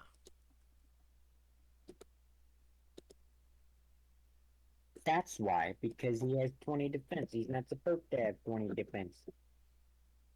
That'll do it, yeah. James. James is bright red, with one big yellow dome. His two eyes make sure he can find his way home. Three troublesome trucks in the yards he must shunt. Four buffers protect him, two back and two front. You can tell it is James by his big number 5. 6 bees buzzed around him when he moved their hive. He has 7 wheels turning fast on each side. On time at 8 stations he pulls in with pride. 9 passengers smile, they're home now at last. 10 minutes later he's off again, fast. All through the day, James counts what he sees. Each station, those trucks, his bumpers, some bees. He finds counting fun and it makes the time fly. Do you like to count? Why not give it a try? Mavis. Mavis is a diesel who is really very fine. She works up at the quarry and on the Farquhar line. She can travel next to roads where most trains are forbidden. For side plates, just like Toby has, keep her wheels well hidden. When to the quarry she first came, she didn't know her stuff. The troublesome trucks made fun of her and gave her lots of guff, but Toby, being really useful, showed her what to do. And now she has learned the ropes, she's really useful too. Harvey. Handy Harvey. He hardly hears happy engines' hearty cheers. He never ever hears them say, Handy Harvey, save the day. By the time they think to praise, Harvey's off in other ways, to help another engine stuck, or upturned load, or broken truck. Troublesome trucks, snicker, bicker, moan, groan, crash, smack, stuck truck. Toby, here comes Toby, down the hill along the road, cautiously busy on his steep branch line, through a tunnel with Henrietta, together bringing their passengers safely home.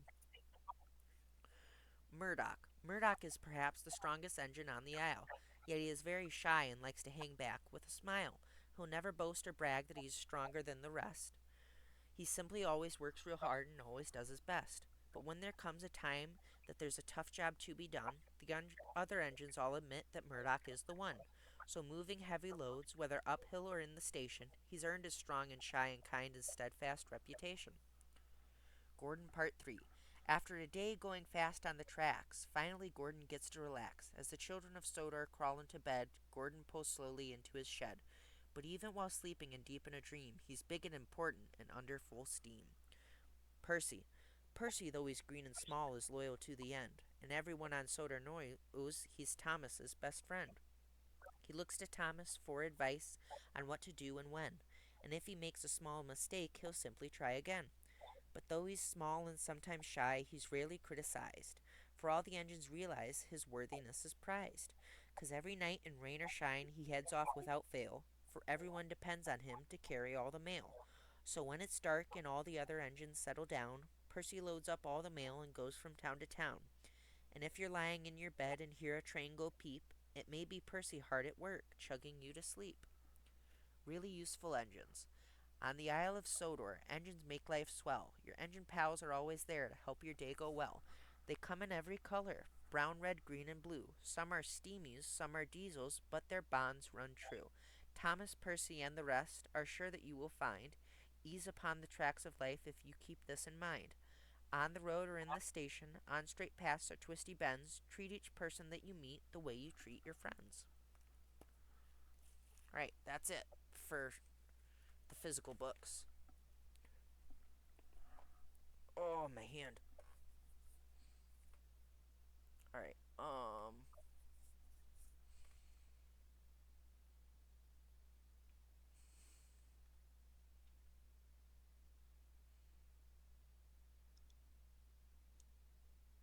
is there a. Do you have ones online or something? Because it might Yes, be almost time to finish the stream. yes, I'm gonna do Goodnight Moon and then the stream's gonna be over. I'm gonna go to a blank screen and then can I. Can I lock to keep in a specific scene while I'm messing with other scenes?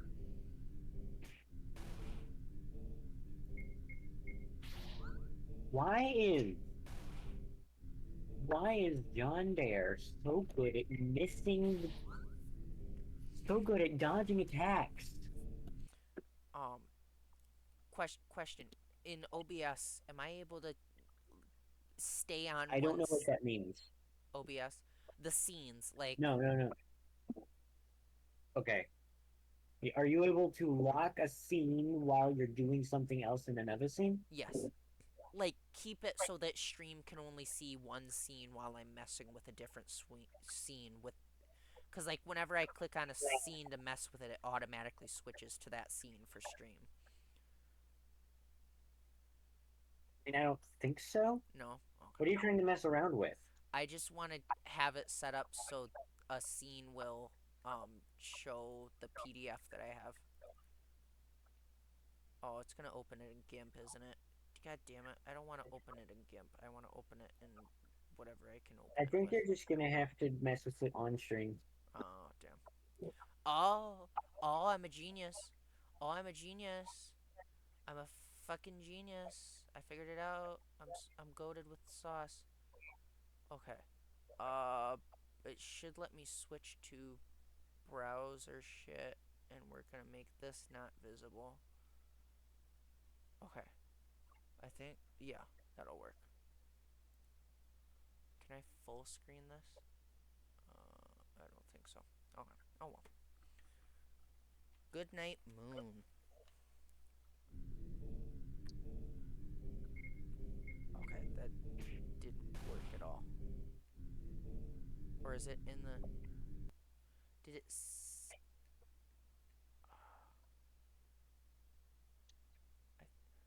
I feel like it's skipping a page. Maybe I'm wrong. Oh well. Good night, moon.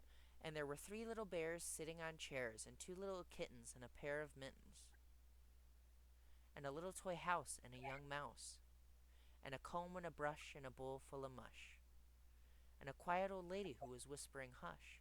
Good night, room. Good night, moon. Good night, cow jumping over the moon. Good night, light and the red balloon. Good night, bears. Good night, chairs. Good night, kittens. And good night, mittens. Good night, clocks. And good night, socks. Good night, little house. And good night, mouse. Good night, comb. And good night, brush. Good night, nobody. Good night, mush. And good night to the old lady whispering hush. Good night, stars. Good night, air. Good night, noises everywhere. I feel like it skipped a page, or I guess not though. All right. Anywho, I think that's it for this stream. Um, to anyone still watching, thank you very much for watching. Nat, you got anything to say?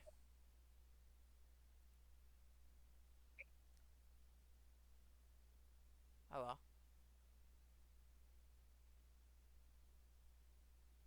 So that's it. Look both ways before crossing the street, and I'll catch y'all on the flip side. Bye bye. Goodbye, chat. Bye.